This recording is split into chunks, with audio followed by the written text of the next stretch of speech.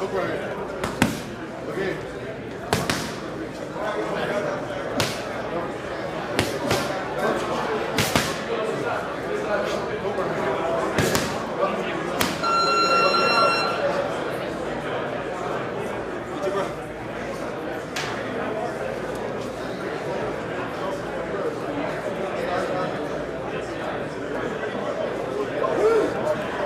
That's working out real quick. You gotta work out real quick. Look right. Get it. Get it. Look. Look. Look. Look. Look. Right on the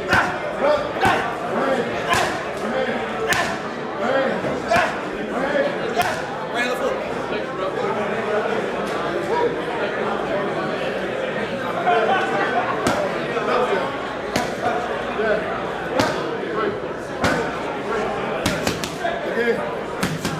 Get. Hey. Hook right here. Yeah. Hook. Hook. Hook. Hook. Hook. Hey. Hook. Hook. Hey. Hook. Hook. Hey. Hey. Hey. Hook right here. Hey. Hook right here. Hey. Hook. Hey. Hook. Hey.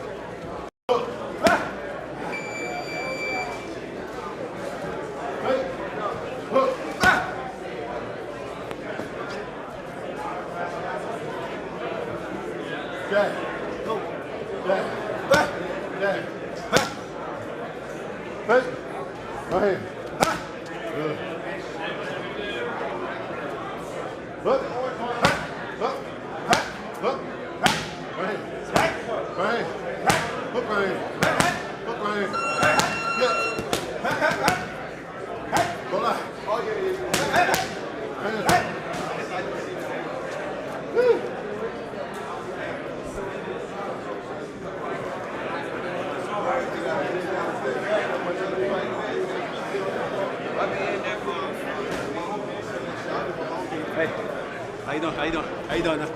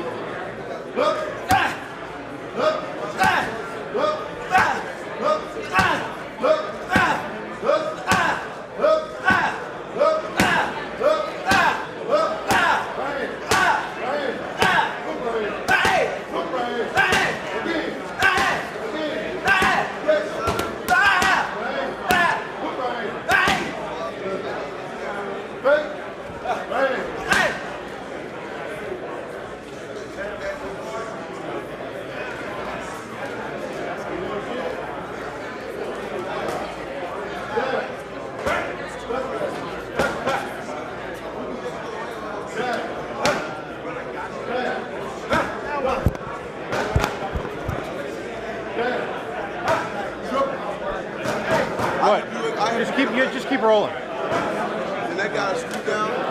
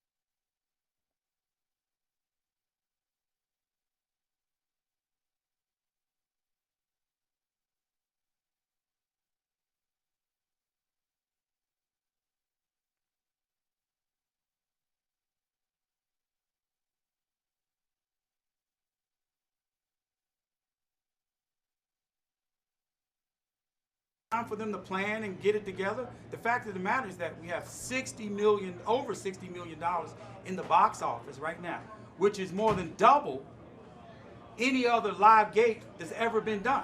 The fight that they have on the 16th of September next month. Our fight right now, we've got more in the box office right now, double than what they will have. And again, we're not talking, a $2 or $3 million gate. All these record-breaking events and the numbers that are associated with it, all are because of Floyd Mayweather, a little guy who's soaking wet, 147 pounds. You know what I'm saying? It's broke all these records. That's what's wrong with boxing today. You guys always complaining and looking for shit to complain about when there's nothing there. That's the reason why we can't be innovative.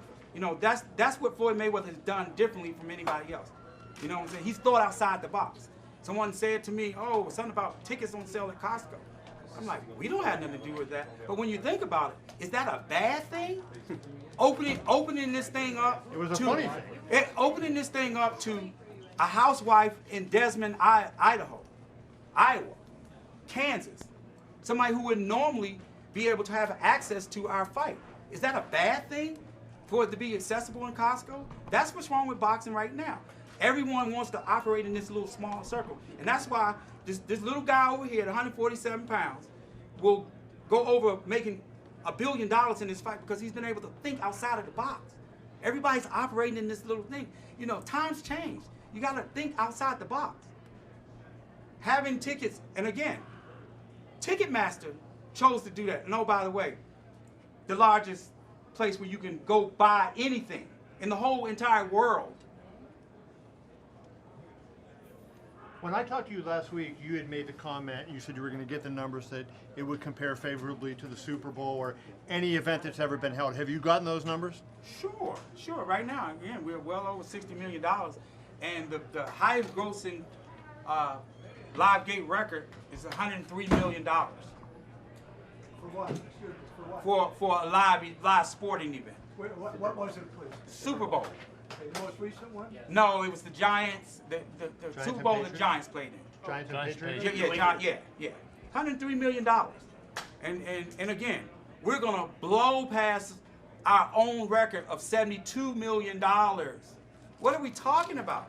Do you know the gross, what the gross of the biggest Super Bowl would be? So I know you're talking $600-700 million gross on this event. How would that compare to whatever other big event has been held? A single night event, not like the Olympics or anything, but a single night event. Yeah, we're still putting those numbers together, and we're going to see how the pay-per-view does. We don't want to predict anything, but again, this fight right here is massive. There's no other way to look at it. We've been able to generate interest that would normally be out there from just a casual fan. Because the two worlds have collided, and again, both guys have very, very unique personalities that casual fans have developed an interest in. Floyd has been out there for a number of years, and Conor has come on, and the UFC has done a phenomenal job with being able to market him and their brand. So both worlds coming together. And with Floyd being the biggest earner in sports and history, et cetera, we have a massive, massive event. We're going to break all kinds of records. Right now, we've already, in some of the categories, already surpassed Maypat, especially from the international side. I fully expect us to break all the international records, and what I'm encouraging is that the fans go out and buy the fight right now. We have the fight accessible on a number of platforms right now, and that's what we're encouraging. Buy now, why wait for later? When you look at this fight compared to Mayweather-Pacquiao, on Mayweather-Pacquiao you had 5+ years of people saying, this is going to be a great fight, this is going to be a great fight. This one did not have that long build-up. So why do you think this one has taken off so significantly when most of the media is the fight is going to be a blowout and Floyd would win big? And yet this fight is still taking off and on pace, to, as you said, to surpass Pacquiao. Well, because again, I think the the general interest from just the casual fan who are very excited about this event coming together. That's what makes this massive. You know, just not only in the U.S., but just the international exposure alone. This thing is taking off, and it's just going at a rate that right now I wouldn't be surprised what happens. You know, because again, you know, you have the two guys that are coming together, and the fight itself. You know, both guys are looking to knock each other out. I believe Conor McGregor when he says that he's looking to come knock Floyd out in the first 4 rounds. I believe him. I mean, he hadn't shown me anything to think anything different.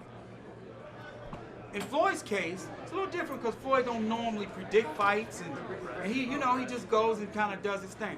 I think that there have been, especially a lot of things that have happened recently. I think Floyd really wants to get this guy out of here. I know that for a fact.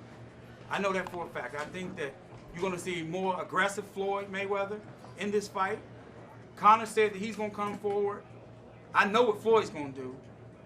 And that's another reason why that, you know, I petitioned the commission for the 8-ounce gloves. You know, fighting it potentially, if the commission approves it, fighting in smaller gloves, it increases the probability of somebody getting knocked out.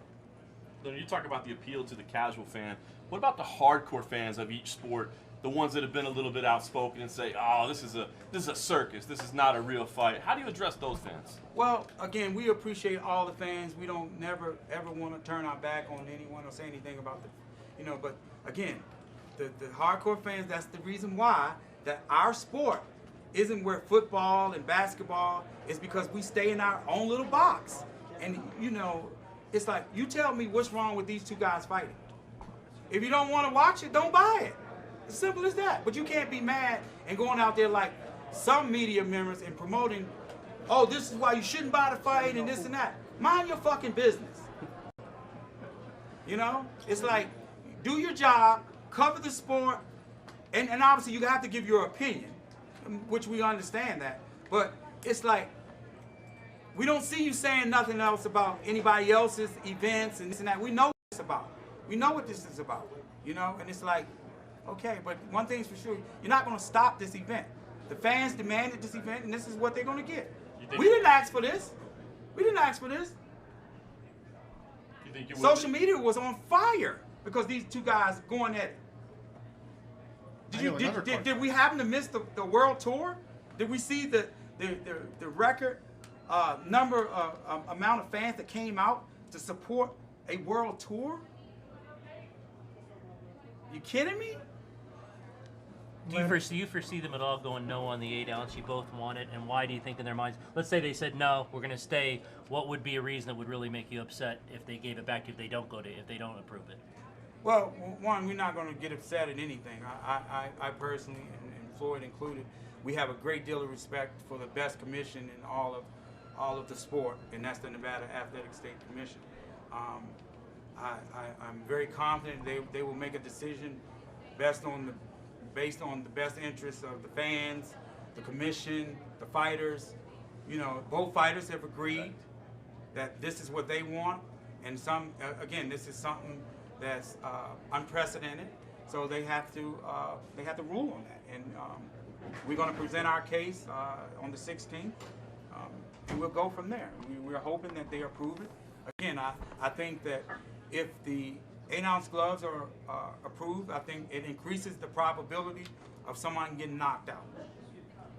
That's my take on it. Whose idea was it originally to go to the 8-ounce? Floyd put it out there. I didn't think of this. He put it out there on social media. He didn't say nothing to me about it. I had to read it. I was like, oh, okay. So what do you think his logic is? I mean, that would seem to favor Conor, the knockout artist, versus the defensive fighter. Yeah, you guys don't know nothing about Floyd. Y'all got this. All these descriptions I see of him running around the ring, scared. Y'all need to come down here and watch him box. Y'all need to come down, because that's not the same guy. It's like, I think the fights kind of dictate the way things go, the opponents. You know what I'm saying? It's like, Floyd is a dog. Floyd is a dog when it comes to getting in there. If he needs to go in his bag of tricks, he can do all of that. and some. You know, he unfortunately in a lot of cases over the years, you know, he has naturally small hands, so that's been a problem. You know, and I tell you what, if that man wouldn't have had hand problems, I'm telling you, all these guys around here that from any of these weight classes, 60, all that, he stopped all those guys because with his skill set, if his hands have obviously gotten better over the years, that's why he's had to take a lot of time off, and you know, he has a hand therapist, and you know, but he just has naturally small hands, you know. But you know, he comes in with a mentality of obviously wanting to give the fans the best performance possible. Sometimes that hadn't worked out, but again, what he's been able to go out there and do is been in my eyes the best ever to do it. Dominate his competition, any and everybody that we put in front of him, and made very, very good fighters look average. Leonard, you know, I'm just struck by your demeanor today, and you and I have worked together for, what, 20 years, right? And I don't recall I've ever seen you so fired up as you are now. Why? What has got you so fired up? Because I got a message from somebody, a media person, actually before I came here, and was asking me something about this Costco thing.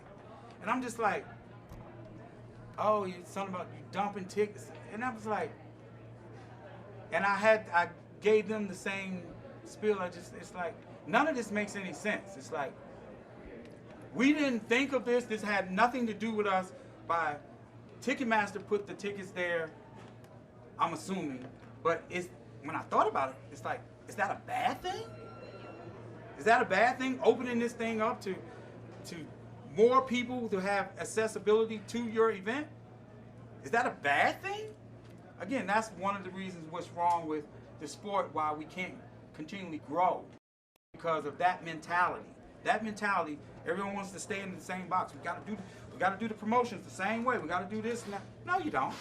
And Floyd's been able to show you why you don't have to, and that's why he's in the position that he's in, going out there, being his own boss and being his promoter and doing things the way he wants to do them, exposing the fans to something different. Leonard, Floyd has become a master self-marketer. We all know that.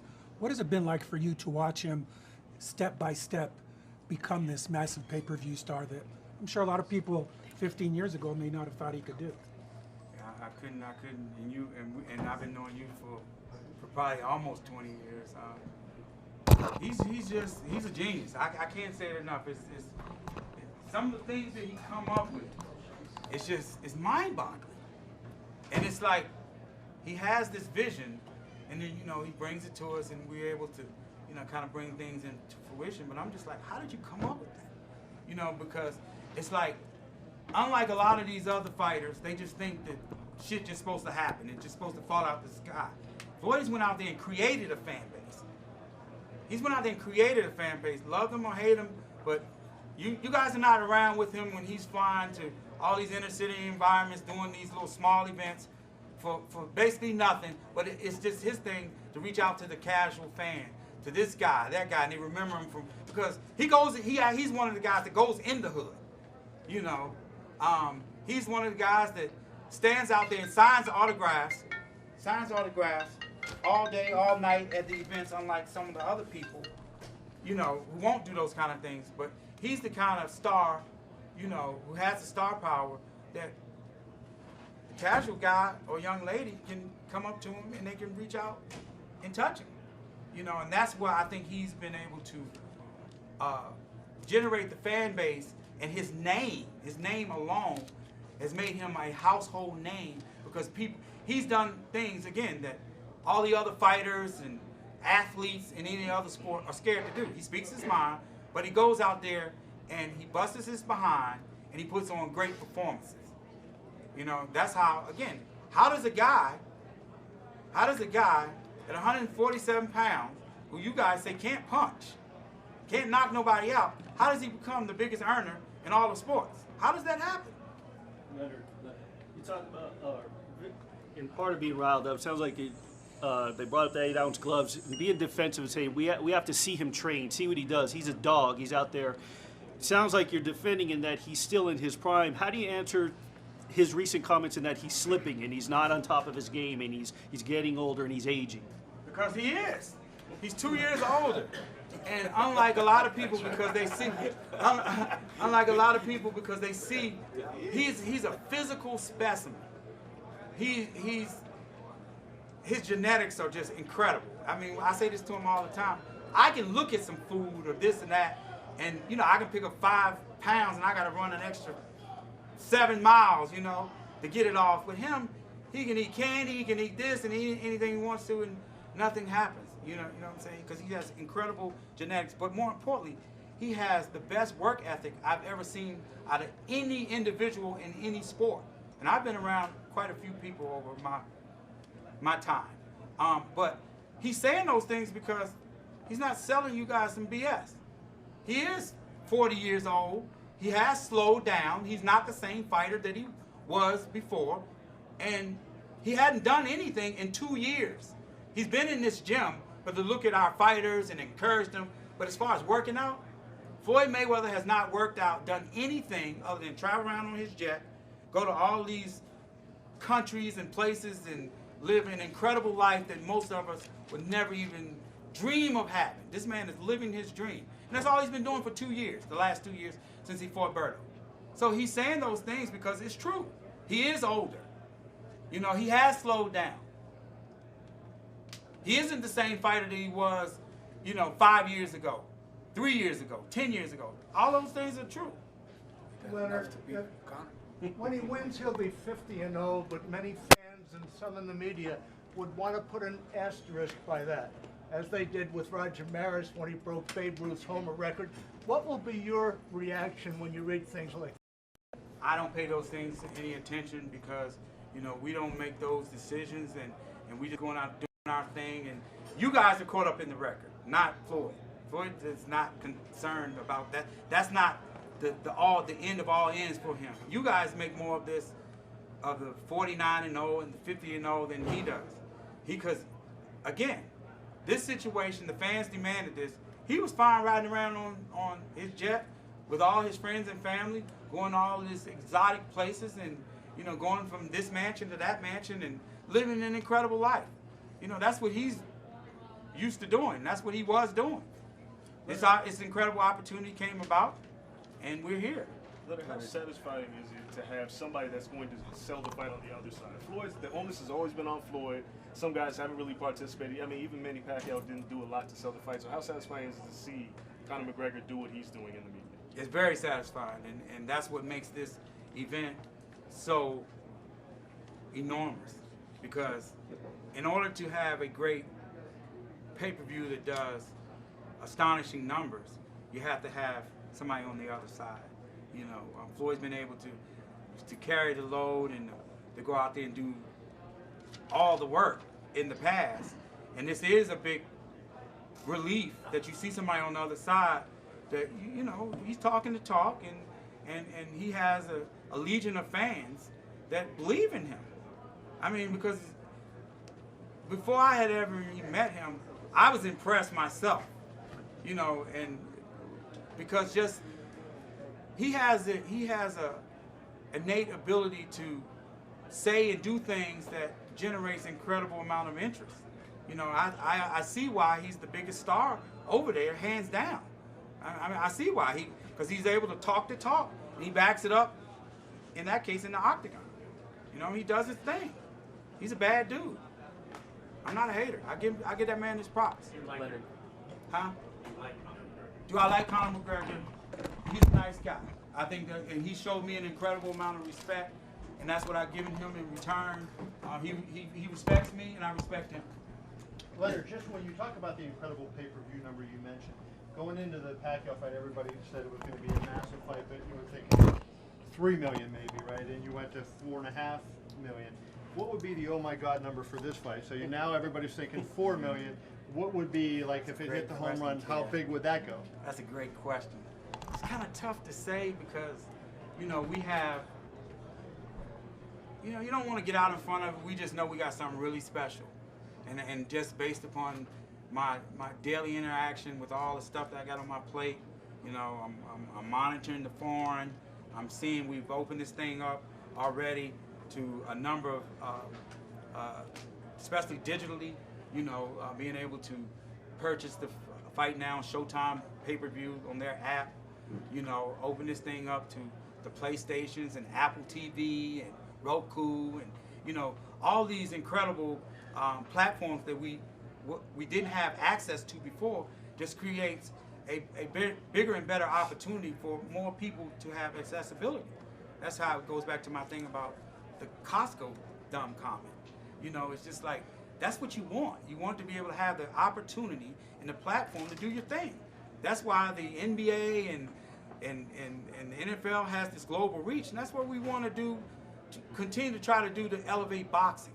And Floyd has single-handedly put boxing on his back, and the reason why boxing is being talked about as much as it is one, again, just imagine the 2 years that Floyd has been gone. Where was boxing then? You know, with the exception of Canelo and the little fight that he had, you know, people aren't even really talking about boxing like that.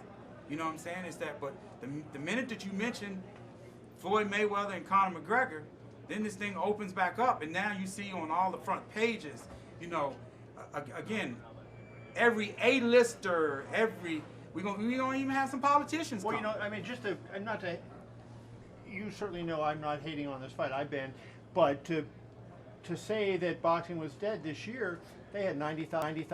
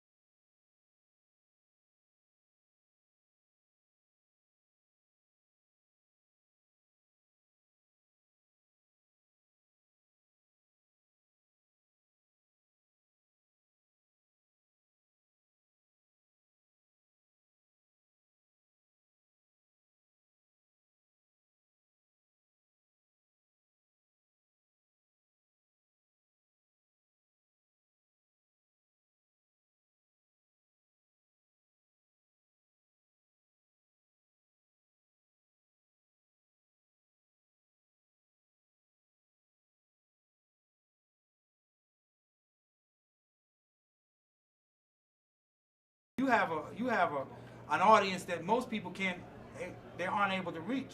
And you know, I'm not, because we have a different kind of relationship. It's like, I'm very honest with you, you're very direct with me. It's like, but again, I think keeping the stars, the younger stars in the sport, keeping them more active, I think is going to be key to it. You know, they've done some very good things with trying to put fights on, you know, network television. You know, instead of looking for ways to dog somebody out because they did 5 million homes, instead of looking for some positive to come out of that, you know, being able to, okay, this is a starting point to be able to elevate it from here. But you guys have found a way to criticize, who was it, Thurman and Garcia for doing 5 million homes. You guys are look for something to criticize them about. You know what I'm saying? To have that kind of platform, it's just it's incredible. And I think Dana's kind of touched on this too. That's what's wrong with us, and that's why they've been able to kind of grow and do things, because it's just like everybody's not looking to shit on everybody's thing. You know, it's just like, it's amazing how those idiotic comments that Bob said the other day, just telling people don't buy their event because this and that.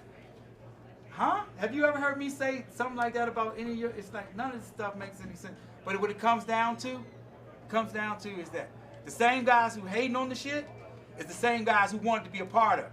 He wasn't saying that a few months ago when he openly, publicly said that, oh, well, if Mayweather deal can't come together, I'd love to put Manny Pacquiao in there. He wasn't saying that then.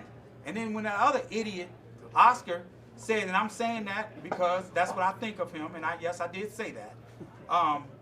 When he says that, the same thing, he would love to promote Conor McGregor, and also he sees no other fight for him other than Canelo. Okay, well, what happened then? It was okay then, as long as they could potentially be part of it. But now, because they have nothing to do with it, then they want to trash it. But guess what? It's okay. It's okay. I wish them nothing but the best. They both are. One of them in particular is a great promoter, you know, and been around for a long, long time. And he, it is what it is. Leonard, you saw after the Pacquiao fight, you saw the next day, you knew the lawsuits, people were sad about his injury, all of that. You just said a little while ago, look, if you don't want to buy this, don't buy it. I'm not encouraging people. No, right.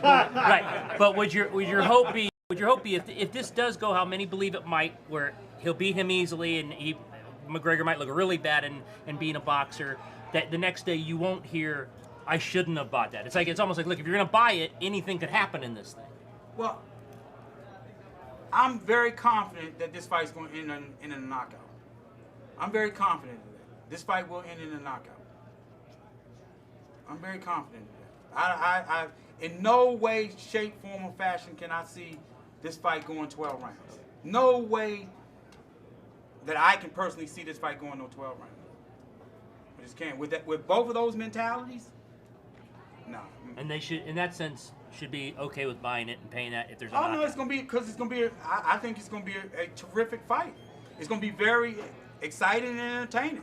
You got two guys that are gonna be trying to knock each other out, not fighting recklessly, but you got two guys that are gonna be aggressive, and I think they're gonna be I know that they're gonna be looking to knock each other out.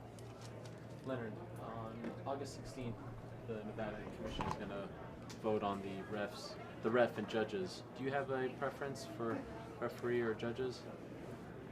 No, I don't. Again, I have the utmost respect for the Nevada State Athletic Commission.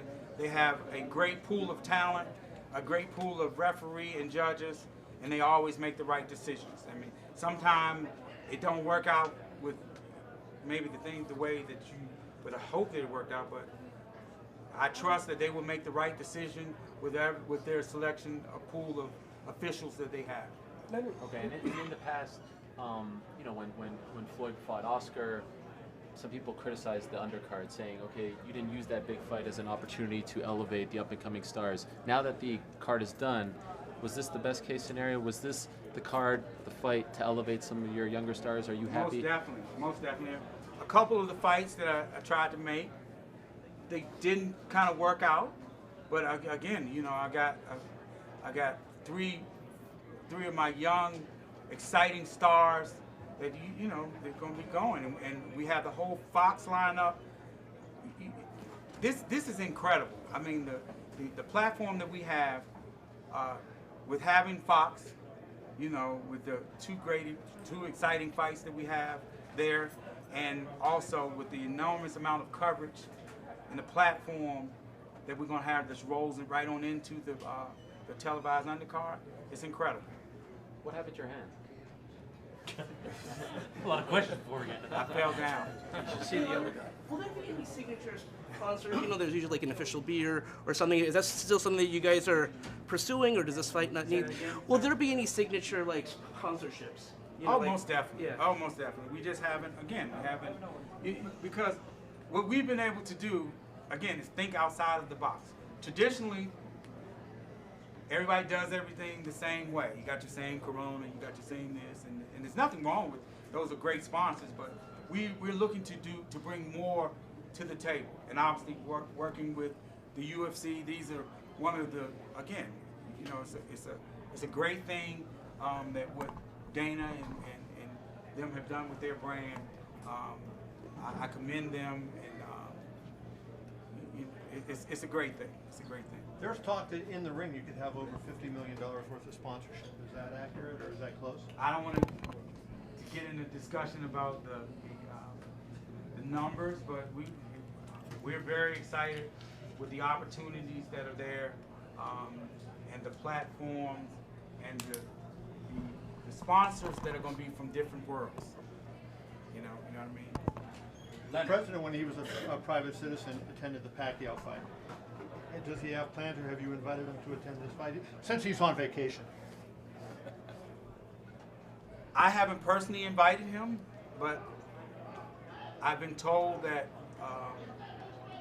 there is maybe an invitation that's out there. I don't know, but I don't really have any details on that.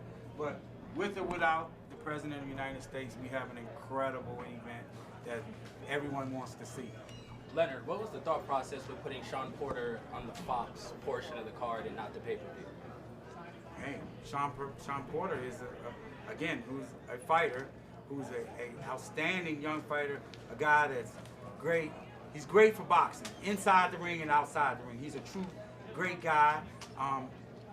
Having him on the Fox platform, that's enormous. You know, he's fighting my kid, Thomas DeLorme. That's how Sean is on the card. Sean has been exposed to a big audience before, and he always comes to fight. He's very aggressive, and he's going to put on a very exciting, entertaining fight. I hope my kid wins. What do you expect out of Gervonta on this platform? Because equally, he's on the pay-per-view and he's young, early 20s. When I spoke to him last time, he said he was going to be pay-per-view, and he was dead serious. He did it already. What do you expect from him in this fight? Gervonta is ready to go out there and show out. I know what he's ready to do. He's ready to go out there and put on an electrifying performance, and it didn't matter who I put him in there with. Gervonta is one of the guys, along with Badu, who's going to take advantage of this platform. You know, both guys obviously, haven't fought on the platforms of obviously Floyd, but to be able to fight on the biggest fight ever to be watched, that's an incredible thing. And especially when a guy like Gervonta being the youngest American champion out there, who has a very, very good fan base now, and he's very exciting, and he's looking to go out there and knock guys out. That's why he's 18-0 with 17 knockouts. He's looking to knock guys out, and that's what he's going to be looking to do come August 26th. And when it comes to Badu, he has a very tough guy that's in front of him, but Badu's going to go in there and look to do the same thing. And we're very confident that he's going to become a two-division world champion. And that's, here it is. Just think how that sounds. Here it is a guy that in 2014 he's coming off of a loss. And look what he's been able to do in 3 years alone. After this fight, again, we're very confident that he's going to become a two-division world champion in a 3-year period. Just think what has happened. I mean, this is what the great American dream is about, especially when a guy comes, to our sport. He had a bump in the road, but he listened to his team, he listened to his promoter, and the rest has been history. Here's a guy, he's coming off a loss. And, one thing I told him is that after the fight, I said, you got nothing to put your head down about. I said, remember where we at right now, and he'll tell you this. I said, remember who the people are around you right now. You're coming off the loss. And you see there's nobody around, and I think that he took that to heart. But he's never been a guy that's been, roaming the streets and all that stuff. He's a guy that takes his job very seriously. He's a family man, somebody that I have a great deal of respect for. I'm very proud that I played an integral part in this young man's career. I get kind of emotional when I talk about his career because, he's a guy, like I said, he comes off of a loss, and, he sticks with the same young lady, who's there for him when the shit wasn't right, you know what I'm saying? And then she stuck by his side, they got married, they had a baby, they bought a house. That's what life is all about. You know what I'm saying? And he's just looking for opportunities to continue to provide for his family, and he's doing right, living his life. That's what life is all about. talked about out-of-the-box sponsorships and the UFC and kind of being able to branch out. Badu's wearing a Reebok shirt. Coincidence, or is this something, a sign of something to come with the UFC's partnership and, tying 2 and 2 together? Is that something you're working on? No. We were dealing with Reebok long before. I can't say when they started dealing with them and when they cut their major deal, but we were dealing with Reebok long before that because Floyd has had a relationship with them for a number of years. So I struck a deal with them long time ago, but he is excited about his relationship with his new sponsor, and he's looking to have a continued relationship and take that to the next level. Will Floyd be sponsored by Reebok? Will he wear any Reebok? I don't know what Floyd is going to do, but there's an incredible amount of interest to be part of what he has going on. An incredible amount of interest. Leonard, did the stripes on your jacket mean anything? No, they don't have the FU on it. Now, Floyd's camp, very on point, no drama, no headlines. McGregor, every day a major headline. What happened, what didn't happen. What do you make of that? I really don't make too much of it because, Paulie's not fighting Conor. Conor's fighting Floyd. Whatever they had going on with the sparring, and I've heard a number of different stories. It really doesn't interest me at all. Again, I'm not gonna fall for that old, Conor McGregor can't fight, he can't punch, I'm not gonna fall for it because I've seen how that okie doke works and seen it. Not gonna get us caught up in it because ideally, what everyone would like for Floyd to take this guy for granted. It comes out there and blows Floyd out the water. Ideally, that's what a lot of people would love to see. Floyd's taking this guy very seriously, no different from any other guy that he's fought. He's getting out there, busting his behind like he normally does. He's not gonna fall for putting the BS footage out there, or make it look like he really can't fight and he really can't do this and really can't do that. All I've seen is a guy that has, and I've studied the guy myself personally. I've just been really, really impressed with his timing. And that's something that is very, very hard to get. He has an incredible timing. That's why he's able to sit in the pocket and kind of watch and see. He sees everything.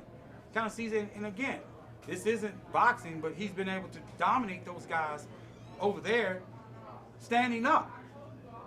You know what I mean? And everybody say he can punch, and I've seen the results of what he's been doing to guys, and I gotta respect it. I don't want him to hit Floyd with none of that. But anything can happen. It's like I was watching that Madonna fight the other night, and who would have ever thought that Floyd's gonna get buzzed at the end of the round by Madonna? Everybody who said it was slow and everybody knew he could punch, but they say slow as molasses, and you can see it coming a mile away. But when guys are throwing big shots at you and they're coming from all different angles, sometimes you can't catch a shot in time enough, or just your instinct. The shot just lands, it grazes you. Floyd got buzzed really bad in that fight. It'd have been awful if there would have been 30 more seconds in that fight. But most fights, you make the point correctly how great Floyd's defense is and how smart Floyd is in the ring. In this fight, you're promoting it by saying Floyd is vulnerable. Well, I'm just only being honest. Because why the change? Why? Because the reality is that he's human. Does he have his defensive reflexes the same as they were 5 and 10 years ago? No. Still way better than anybody in boxing. But all it takes is for the guy to be graced with a shot. Do I think Conor McGregor is going to do that? No, I don't believe that.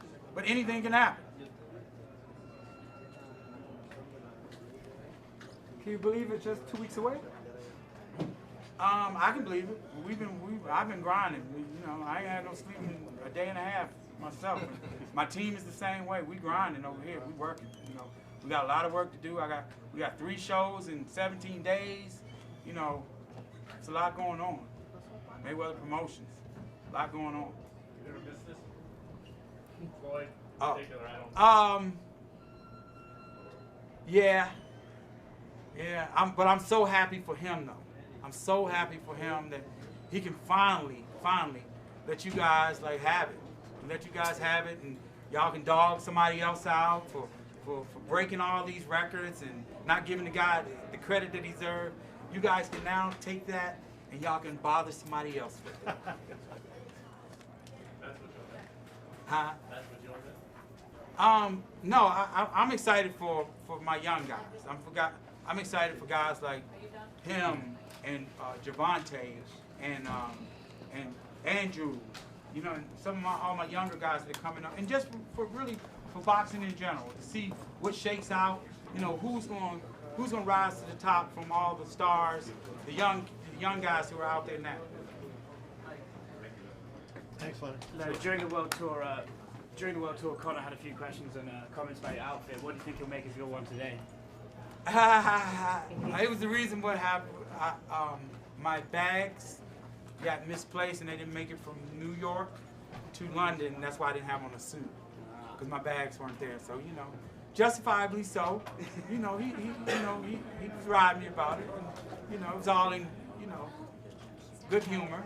Do you think you'd like the one today? I don't know. He dresses very nice. You know. Anything else? Thank you, guys. So what did Dan say?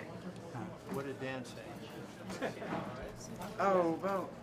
Well, you just got a little bent out of shape, so I figured that. No, it wasn't him that sent me about the. It was somebody else. I don't want to put him on blast, but I had to express. We got the same conversation because it's just like when I thought about it, I'm just like, no, we didn't. No, but it's a question of are they legit? That's the question. Like, you Well, know, I mean. Well, no, but that was the question, right? You don't want to have people buying illegitimate tickets. Yeah. So that's the question. Do you know of this? Is that, you know, that's the question. Yeah, I mean, then I got your thing. It's like, no, I wasn't aware of that, but again, this is another outlet of Ticketmaster that they use at their disposal to put their event out there. And again, Ticketmaster is the biggest in the whole world. And they're selling them cheaper than, you know, without that big fee. Again, it's not Mayweather or nothing, because we're not doing. I understand that. Yeah, we're doing our thing, and. But I thought it was cool that it's that it's available, and not that somebody who's paying $10,000 for a ticket gives a shit about the difference between 150 and 400. But you know, again, that's why when you sent it to me, it was like, oh, okay. I just wanted to make sure that I wasn't missing anything, and everything has to go through me. I know that I didn't do anything, you know, and I know Dana and them didn't do anything. See, I just didn't want to. I didn't want to write it because if it was bogus, like it was a spam thing. No, it's between real. the time I called you and then the time you called me back, I had already called them and talked to them. So, which is why. But I wanted to make sure that I don't want to tell people, hey, you can buy these tickets when it's a bogus site. Yeah, but I mean, you see where I'm coming from. This is another platform for of course, for the general casual housewife or anybody. Massive platform. Yeah, I mean, because it's like, shit, we looking to put our events in Walmart if we can. You know what I'm saying? It's just another platform to be able to thinking outside the box. I mean, it's like. How many seats at Clark County are you going to have? A lot. Are you going to hit 100,000? I think you did what, 50 Yeah. some thousand for? Yeah, because 58 maybe. Yeah. We look into this thing is big, man. This is and every day, you know, the A-listers. This list grows even larger and larger. You know, from the Matt Damons of the world and to Angela Jolie and I mean, the list is incredible. The list is incredible. Of the A-listers and the athletes in general. You know, all from the LeBron James to Kobe Bryant. You know, and these guys were requesting early. Right. They got in front of this thing early. It's like it's going to be an incredible event and it's going to be star-studded. Is putting it mildly. Again, you every CEO from major corporations, want to be there. Their team, you know. So Dana made the point that I thought was interesting. He said everybody he had to buy his tickets, you had to buy your tickets. Course. So as opposed to putting them in a contract, you just take a bunch off the top. Is that standard operating procedure? Or is For that us. new? For us. For you, it is.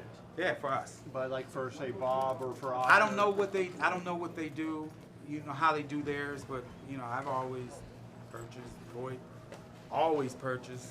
You know, it's just like that's. I think when you get in the habit of we don't want anything free or do anything free, and we pay as we go, and I think that's okay. I mean, you're making, you know, nobody's complaining about the revenue. And when will you decide the size of the fight night guarantee? I know you're going to wait to see what you have, but I mean, will that come the week of the fight, or will that? Yeah, it'll come. It'll come. You'll get that at the weigh-in. You'll get it at the weigh-in. I know what it is, obviously, but you get it at the weigh-in. It's again, you know, both guys are making a lot of money, and you know, I don't. I'm sure that neither one of them is complaining. Do you know John, by the way? I just want to make sure you know John Morgan. This is Leonard. How's it going? John, Officially met. Nice to John meet is a really good guy. Lives here in Vegas. Okay. Cool. Yeah. I can. I'm a good guy that always can pick up on, you know, that kind of stuff. I appreciate it. You know, people just looking to just run your event in the ground for just. It's just. What is slow about having 60 million in the box office? What's slow about that? I just don't get it. Just don't get it. You know what I did the other day? So you saw, I tweeted. You probably saw. I tweeted to somebody about that. That's what it said. And the guy says, "You're naive if you believe that." So I went to Ticketmaster, and I clicked on all available seats, and I added up what the cost of the available seats were. So I could figure what it was scaled for. Yeah, you have a pretty good idea. So I saw it. Yeah, so you know what it is. Yeah, it's like, it's where we at. It's where we at. Unlike another promoter that we won't call any names, he lies to you guys and tells you that his event is sold out. And that is and due to my good friend over here, Mr. Pugmire, did his homework, and he came out to find out that I was correct in what I said. Isn't that correct, Mr. Pugmire? Yes. Yeah. His event is not sold out, and there are thousands and thousands and thousands of tickets still available. And they have a great fight, by the way. And I'll be one of the ones that purchased the pay-per-view. Yeah, but it just goes to show you that it's just like, come on, man. It's like, and it's just all by design to hate on somebody else's event. And you just mad because you couldn't be part of this. Because you definitely tried. You definitely tried. But it's just like he has this personal thing that's just like, get over yourself and just move on. It's like you're so obsessed with Floyd Mayweather. Just move on. It's the truth. I mean, it's the truth. I mean, from writing open letters to the fans, and it's like, who does that? What acts do you have to grind? I mean, what are you mad at? You had an incredible career. You have a very good promotional company. You know, you had some good fighters. Why are you worried about what this man got going on? Jealousy is a terrible thing. My lady always tells me that jealousy is a terrible thing. Thank you, Leonard. Anytime, Kat.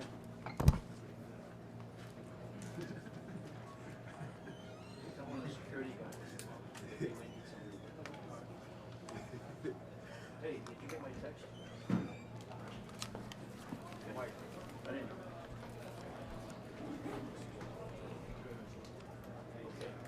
Yeah, don't leave without me. I like that. No, I just feel bad. No, that's all right. Can you the... We're live right now. I'm calling Oscar an idiot.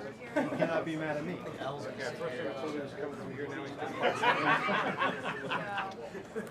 That's hilarious. Yeah. Slide to the right, slide to the right. So we're gonna just push this. And then I'll Yeah, what's going on here? I got to do this important. This is a live streaming camera, guys. If you guys cannot step in front of this. Hey, tell me got the AC on. Everybody watch. I think it's on, Floyd. The AC can't be on. I don't know. The body's made it really big. I wasn't. I can pull it here in a second. You guys, this is the live stream right here. This gentleman right here. Don't block him, please.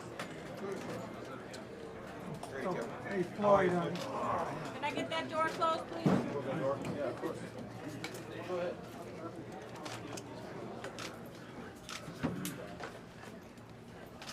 Go ahead, guys. Floyd, how much have you missed? You've been out of the ring for 2 years. How much have you missed the hoopla and everything that goes along with the Floyd Mayweather fight, including being in the ring? I mean, once you've been involved with something, you know, at such a high magnitude for so many years, it's more like repetition. It's more just like, you know, back to the drawing board. But you know, it's been great to see these young fighters. You know, it's been great, you know, to give knowledge to the young fighters, to try to help the young fighters become, you know, a household name. You know, that's really one of my ultimate goals, is to take one of, you know, the fighter that's under my banner or a young fighter and take them to that next level. So, you know, as far as with me, my thing was really just, here we go again. You know, I've been here before, so I know what it takes. It is a unique opponent, though. What's been unique about your preparation for this fight? Just, you know, the same old Floyd. You know, come to the gym, do what I have to do my normal workout.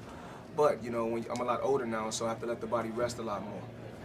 I think the theory is that he'll be most dangerous in the opening rounds, because, and part of that being that you don't know exactly what to expect. Do you buy into that? That's the most dangerous time for you, not knowing what you're going to see on the other side? I'm going to see a warrior. I know what I'm going to see. I'm going to see a fighter. I'm going to see a warrior. You know, like I spoke on yesterday, when I done an interview yesterday, it was a great thing that Joe Cortez was able to go into his training camp so he can learn, you know, about the rules, the Queenberry rules of boxing. I think it was a great thing, you know. What did you think? What did you make of Conor? I mean, you probably spent more time and saw more of him at the World Tour than you ever had before. What were your impressions? He's a fighter. He's a warrior, and you know, that's really it. I couldn't really, you know, it's not for me to worry about, you know, what he do on a day-to-day basis. I mean, how he fights, I have to worry about what I have to go out there and do. But I know I'm not going to overlook him, and that's why I've been in the gym, you know, pushing myself and working extremely hard. What if it turns out he is overmatched? Do you feel like there'll be a responsibility on you to carry him a little bit, to put on a show if you are outclassing? We'll just have to see once we get to that square circle. You know, my job is to go out there and execute the game plan. And like I said, I can't overlook any opponent. Even if it's Conor McGregor, I can't overlook anyone. Nate Jones said there's been you know, some acknowledgement to the fact that he may come at you, like he was saying in the early rounds, and that you may be fighting, you know, for maybe the first time in a long time, like a real toe-to-toe type war. We'll just see. You know, I can't really say, as this, you know what's so crazy is that we always have our teammates and everyone on his, you have people on his side communicating and saying certain things. I have people on my side communicating and saying certain things, but when it's all said and done, it comes down to the two competitors. You know, it comes down to the two fighters, the two warriors. You know, my dad can give me a brilliant game plan, but he can't fight. I mean, he can't get in there and fight for me. Same goes for Conor McGregor and his team. His team can't fight for him. So when it's all said and done, you got the crowd going for me. The crowd can be pro McGregor, but when it comes down to the two combatants. The effects of age, how has that affected your training? Age, rest. I think it's more rest. You know, older, and you know, with age comes wisdom. So I think that it's very important to let the body rest. Whereas when I was a lot younger, I would train, and never let the body recoup. Whereas I'm older and I can train 2 or 3 days, let the body rest a couple days. Still doing cardio work, but still letting the body rest. So when I do come back from resting, 2 days I come back rejuvenated and with a lot more spark. Would it ever enter your mind, I think, playing up the one question, if you get into this and it's apparent early that he's not anywhere in your league and it's going, you could end it early, would it ever enter your mind about giving a show because this is such a huge event, or would you say, I need to end this in case something would happen later, I need to get it over? Well, you gotta realize that when it's something of this magnitude, we know this is not just a fight. This is an event. You know, it's a $1 billion fight. It's an event, and I think we both, you know, owe the fans as well as the public, everyone that's tuning in. I think that we both should give them excitement. Floyd, how did you learn to become such a master self-marketer? Just years and years of experience. Just years and years of experience. Learning, you know, started with Top Rank. When I was with Top Rank, just learning everything. Want to learn different details. You had to learn about the Nielsen ratings, just different things about the sport of boxing, about a fighter owning his own masters. You know, just different things like that. And just I didn't want to be marketed in a certain way. And a lot of times they say, "Oh, Floyd, he's the bad guy." Well, it's not really that I'm the bad guy. If everybody's on if we playing kickball and everybody can't be on one team, somebody got to be on the other team also. So I decided to go on the other side. Who's the bad guy this time? It's not really. I mean, I can't really say who's the bad guy. I can say that August 26th, after the fight is over, everyone's going to be happy. Floyd, I want to ask you, I read an article that Zab Judah commented, and he said when you get ready to fight somebody, you read their background, you study their family and all this stuff. Why do you do that? What do you get out of that helps you in the ring? It's about doing your homework. You know, like even like with Zab, it's not really watching fight tapes. It's really just knowing the person that you're facing that's across the ring from you. You want to know what that person likes to eat. You want to know what that person is doing when they're not in training camp. You know, if they're drinking, how much they're drinking, who they're hanging out with. Those are the things that you want to know. That's called really doing your due diligence and your homework on the opponent, not just watching film and fight tapes. Well, I understand that, but what benefit does it give you in the ring to have that information? So if you know that I'm eating pizza, and I know, you know, I never hardly ever do, but just say that. Like, how does that information help you? How do you process that and turn it into something that helps you in the ring? Even like right now, I know how much Conor McGregor is down to. His weight. He's down. He's down. I think he was a little bit heavy. I think he's at 160 now, so he's down. Yeah, I mean, I know what's going on. Did you speak to Paulie? I don't have to worry about speaking to Paulie. Paulie's one thing about Paulie. I commend Paulie for going to camp and trying to help Conor. Of course, trying to help him step his game up to that next level. That's what it's about. You know, giving him that extra boost, and I'm glad that Paulie went to camp to help McGregor. And I think Paulie was, you know, for the tools that Paulie had, he wasn't a heavy puncher, but for him to become two-time world champion, he had to be a hell of a fighter. What is the thought process behind these smaller gloves? I mean, seems like we're gonna get a knockout one way or the other. Is that why? Was, you know, like I said, I like to follow the rules, the Queensberry rules.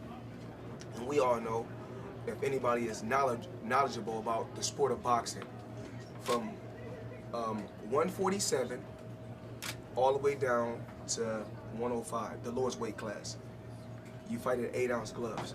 Once you fight at 154 all the way to heavyweight, you fight in 10-ounce gloves. But remember, some years back, some fighters really got hurt in 8-ounce gloves. I'm talking about smaller fighters. So when I fought Ricky Hatton, we fought in 10-ounce gloves. So a lot of times people saying we're talking about 10-ounce gloves being pillows. The only time I fought in 10-ounce gloves when it was pillows, when I was the B side, when I faced Oscar De La Hoya, and he chose the weight class. He chose my gloves also, so I didn't have no choice but to fight in what they gave me. And to become the A side, sometimes you gotta sacrifice something to get something. So that's what I did. Floyd, physically, you look like a 20-year-old. How do you feel? I've been working. You know, it's just that this training camp has been a lot different. You know, I've been able to go to Miami, you know, spend some time in Miami. I trained in LA. I wanted to do something a little different. And just not really pushing the body so hard. Knowing my body, I've been working with these young guys. These young guys have been pushing me in camp. And what's crazy is this: I'm not one of those guys that's going to go out there and just post my workout or show the world what I'm doing. I've been around the sport a long time. Everybody know what I can do. Floyd, when you posted about the 8 ounces, what prompted that? Why did you do that this late in the game? I mean, they said that I thought about something that he said. He said that he's used to fighting in 4 ounce. He used to fight in 4 ounce gloves. So, like I said in my post, I want to give you any advantage that you think. You know, for years and years, it's been excuses. Just with fighters, period. You know, with the Manny Pacquiao fight. Remember, this was the guy that was a rapid puncher, a combination puncher, but yet and still, I put him in a position to make him look ordinary. Even though he's extraordinary, I made him look ordinary. And I've been doing this for years to different fighters. And then you got people saying that, you know, we talk about the Canelo and Triple G. You know, I'm not here to knock anyone. You know, when I faced Canelo, he was a hell of a fighter. You know, once again, experience played a major key. Even like with this fight, you know, when we talk about certain things, when I said on paper, everything leans towards Conor McGregor, I never said that I think this fighter's going to beat me. I said on paper, everything leans towards him. You know, of course, the so-called boxing, you know, experts, they say things like, oh, when a guy is bigger, he's stronger, that means he's better. What I'm saying is this: on paper, we know he's taller. We know he has a longer reach. We know youth is on his side, okay?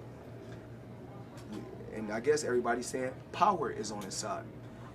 But I'm saying IQ is on my side, experience is on my side, and I think just fighting knowledge is on my side. So I never said that I feel that I'm going to lose.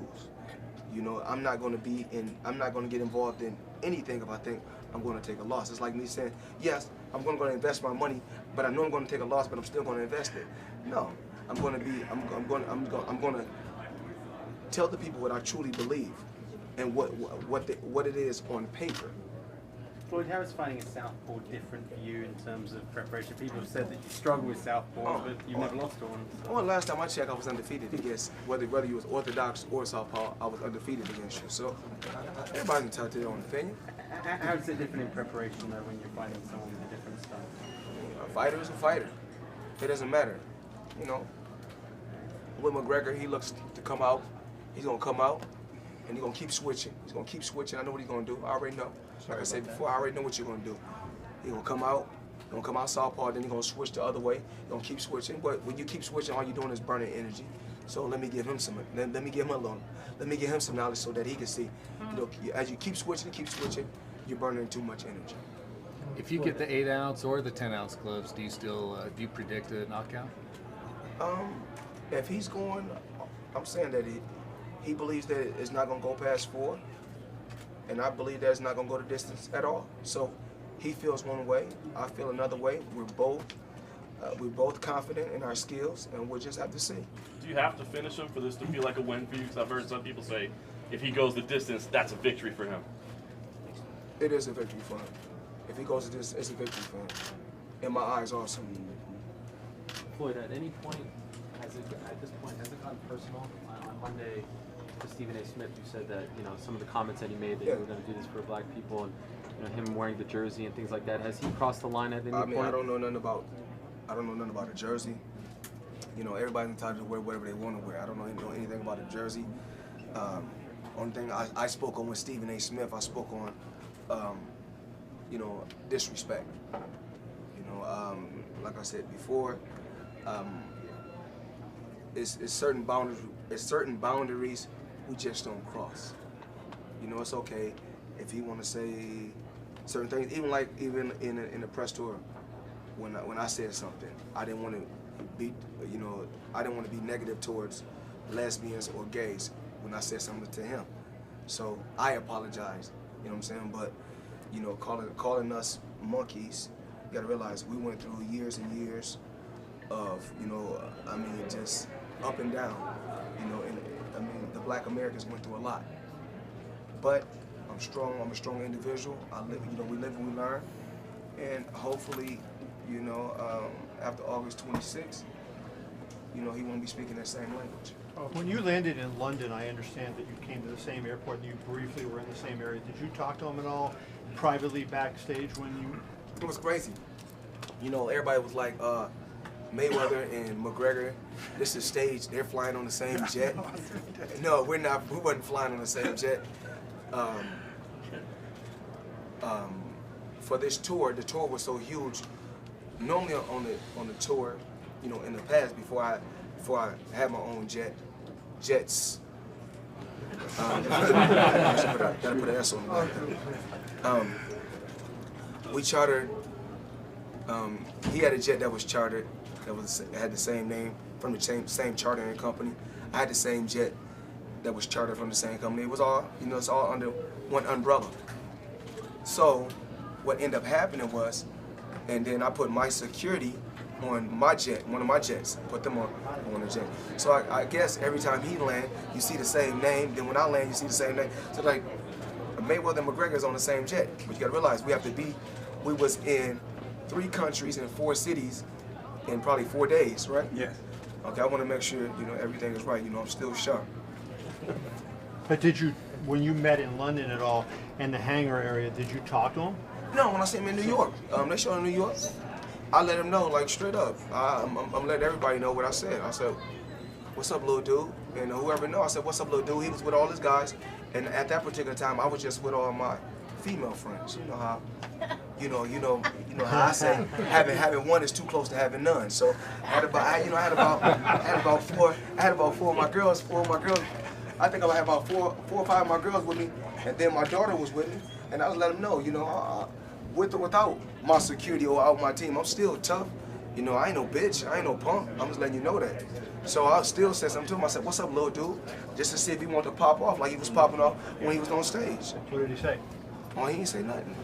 Oh, okay. So have you ever dealt with somebody with a personality like McGregor in all your boxing career? Do you remember anybody that's similar? He just, not bad. You know, he stole my blueprint, ran with it, but it's all right.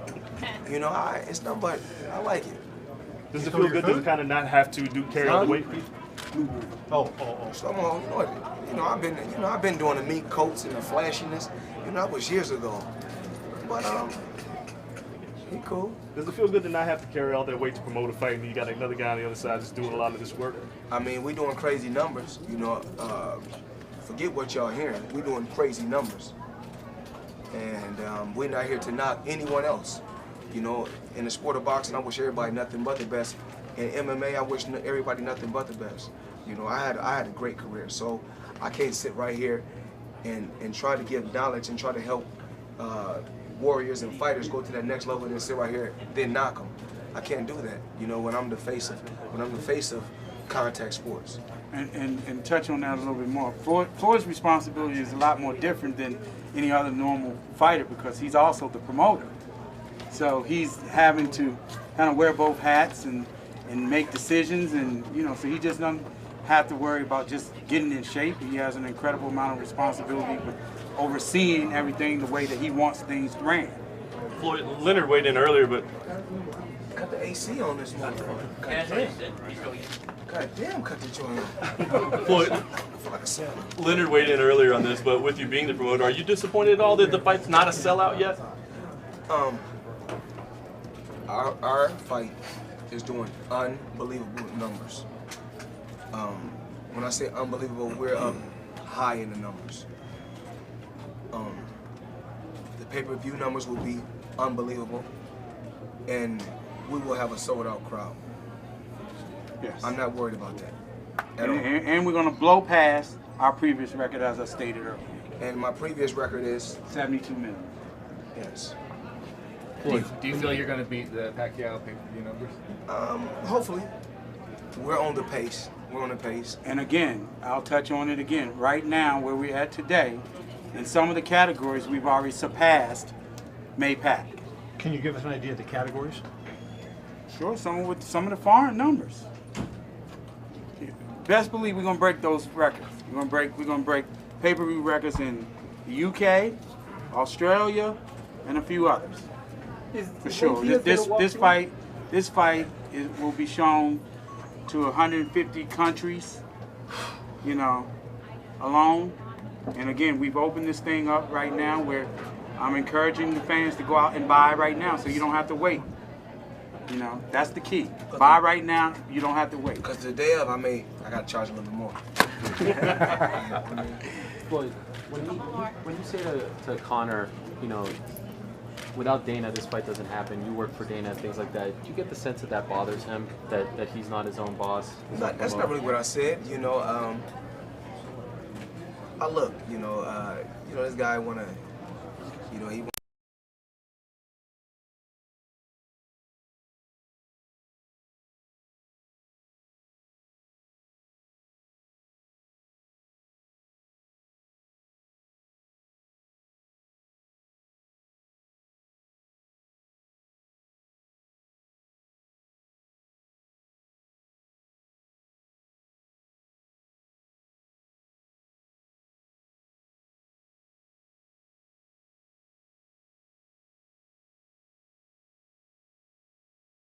Cars for training camp. You know, got a drop head outside. That ain't my first one. Won't be my last one. But the most important thing about my career and what I want to share, what I want to give knowledge to all these young fighters, what these young fighters and what they're doing, even like Conor McGregor, they get their money, they want to blow everything that night up. Or, you know, we have to think about 20 years from now and 30 years from now.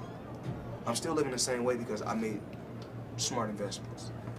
Then a lot of times you hear certain things, you're gonna continue to hear certain things. You cannot, since they couldn't defeat me in the ring, they try to defeat me mentally, so I can be defeated physically. But like I said before, I'm sharp. You know, I've been through a lot. I'm not perfect.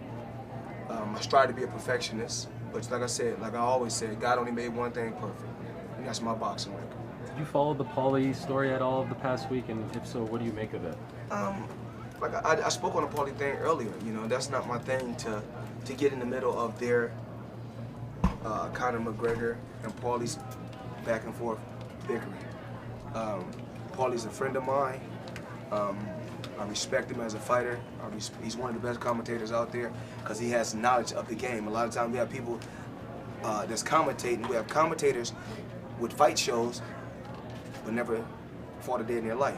I think it's better if you get some type of training in boxing, you know, so you can really know about the sport of boxing. Not saying that you may not know a little bit about the sport, but that's like a trainer working in my corner, and I need Roger in my corner, my dad in my corner. I need somebody that had experience of being in that square circle before. How are you gonna be in my corner if I'm in a crunch situation?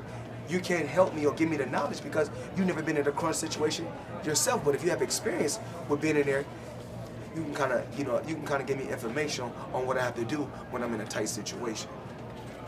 Well, you said this is your last fight. Have you taken a moment to sort of appreciate all the, No, I'm hype? okay. Yeah. I did it for over 30, probably 30 years. Over 30 years, I'm okay. You know. That's good. I did it for over 30 years, so. StillUndefeated.com. Calm down, let the people do their job. If you would have started training MMA early in your career, do you think you would have been successful at it? I'm glad I chose what I chose. I'm glad I chose what I chose because if I didn't choose what I chose, we wouldn't, you know, now with this fight, the fourth biggest fight in history is all four is Floyd Mayweather. We're talking about the biggest fights in history. I'm not here to knock any other fighter, because I take my hat off and I commend the legendary champions that paved the way for me to be where I'm at today. Floyd, you were on the world tour with Conor. You were inches from him, and you do your due diligence on your opponents. Within being inches of him, were you able to pull something from that experience to use in the ring? He's confident. He's confident. They're always confident. They're always confident. But it's a little different when you get in there with Floyd Mayweather. Because when the bell rang and you're across from me, and you look around, damn, it's really here. And me, just another day. That's how I approach everything. It's just another day. My mentality from the beginning, why I'm undefeated, because my mentality is the same thing always. Fuck it, it's going to be what it's going to be. Floyd, Conor had Paulie, obviously everyone knows that, in his training camp. Mm-hmm. There's talks of you having Errol Spence in yours. Is that something you can clarify? Did you bring someone in? Did you just use your camp? Who were some of your sparring partners? How do you get ready for a guy like Conor? Errol Spence helped me get ready for the Robert Guerrero fight. And I needed a guy like Errol Spence to push me. Hell of a fighter. I needed him to push me because remember, when I fought Guerrero, I just came home from jail. So my body was totally different, you know, from doing 1,200 push-ups a day. So my upper body was a lot bigger. You know, I had to balance the weight out, you know, from top to bottom. I had to make sure my body was evenly proportioned. But Errol Spence, like I said, I told you guys about Errol Spence a long time ago. I told you guys he's a hell of a fighter, and that guy gave me some good work, and I needed that. You know, we need guys like this in the sport of boxing. Well, you worked to put together the undercard as well. What can people look to expect? I'm gonna let Leonard kind of touch on that undercard. Again, you know, the Mayweather, our undercard is stacked with Mayweather Promotions fighters. You know, obviously with Badu Jack, Javante Davis, and Andrew Tabiti. It's going to be a very exciting undercard. You know, but we have a pre-card also. Yeah, the Fox. I've talked about that earlier. Oh. The Fox prelims. Obviously, we have Thomas DeLorme. He's fighting Sean Porter, and then we have Juan Heraldez. He's going to be in a very exciting bout. And then we have Savannah Marshall. Obviously, our young protege. She's from the UK. She's going to make her pro debut. We're very excited. We have a tremendous undercard, and the fans are going to get their money's worth. Floyd, Definitely going to get their money's worth. Floyd, one of the things you told Conor in the press tour that he taps out, and it rattled him a little bit. Will you have Nate Diaz walk you out? I don't know. I'm just focused on the fight. You know, but we can't say who's going to walk Mayweather out. But, you know, I'm just really focused on the fight right now. Floyd, once you leave, the biggest pay-per-view star in boxing will be gone. Is there a boxer out there that you see that in the near future might even be able to do 1 million buys? That's hard. I know. I'm going to be honest with you guys. I don't want to, because I'm not going to toot my own horn, but it's hard.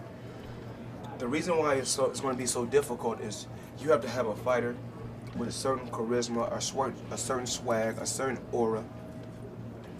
You got to have a fighter with either they love you or they hate you, or it's a little bit of both. It takes a lot. And Ali had it. Certain fighters got it. I mean, with Mayweather, it's no gamble. It's for sure money. And other fighters, it's a gamble. And let me just touch on that. Again, I mean, he don't give himself enough credit, but he's been willing to work. A lot of these fighters have these expectations where they just think shit just falls out the sky. And Floyd's the type of fighter. He didn't mind all the things that me and Kelly would do for promotion. Like Dancing with the Stars, I didn't mind going to Dancing with the Stars. You know, I seen a bigger plan. I didn't mind going on WWE. Everything was a game plan. Even like the first time we left away from, when I went away from the sport, and I told you guys it was a retirement. It wasn't a retirement. That was a game plan that we had. You know, we left, but then we left. We had we had the hair. Then we come back. We bald head with the gold tee. We left. Pretty boy Floyd. We come back. Floyd Money Mayweather. So it's a game plan. You always got to have a game plan. You know, even like this fight. You know, I'm the brilliant one because I'm the one that made this fight happen. And again. After this fight, Floyd? Oh no, I ain't no plan. You know, to continue this. You told us you had a plan. Well, yeah, you know, I look forward to. Fighters. I just want to take the young fighters to the next level, but just continue to do what I'm doing. You know, do what I do, because there's a lot of people that's involved in my career, even like Boza Edwards. You know, I've been knowing former world champion Cornelius Boza Edwards for 21 years. You know, I've been knowing him from the first day I walked into Top Rank Promotions. I went to and I met him. But every day, you know, we got Bob Ware, you know, AKA Do It All Bob, that's what we call him. Him and Boza, you know, they open up this gym every day for fighters and fans all around the world.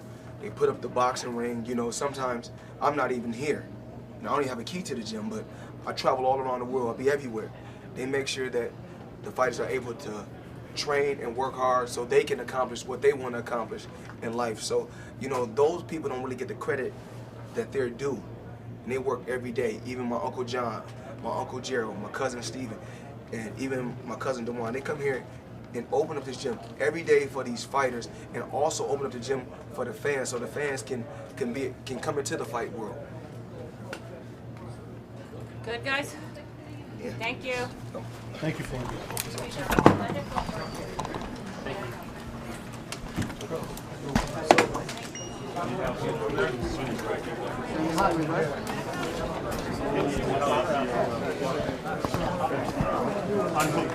Jeff up there.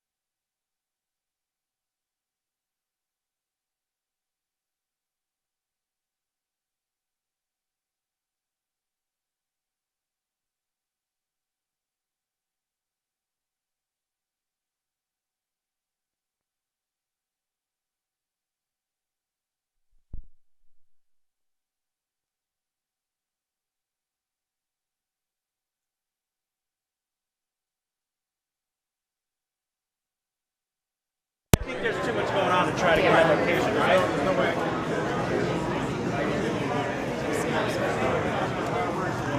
So what's happening, guys?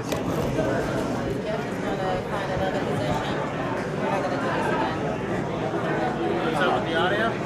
No, yeah, I'm completely, but I just want to make sure. Well, no, don't worry about that. We didn't pick up the audio. That's the priority.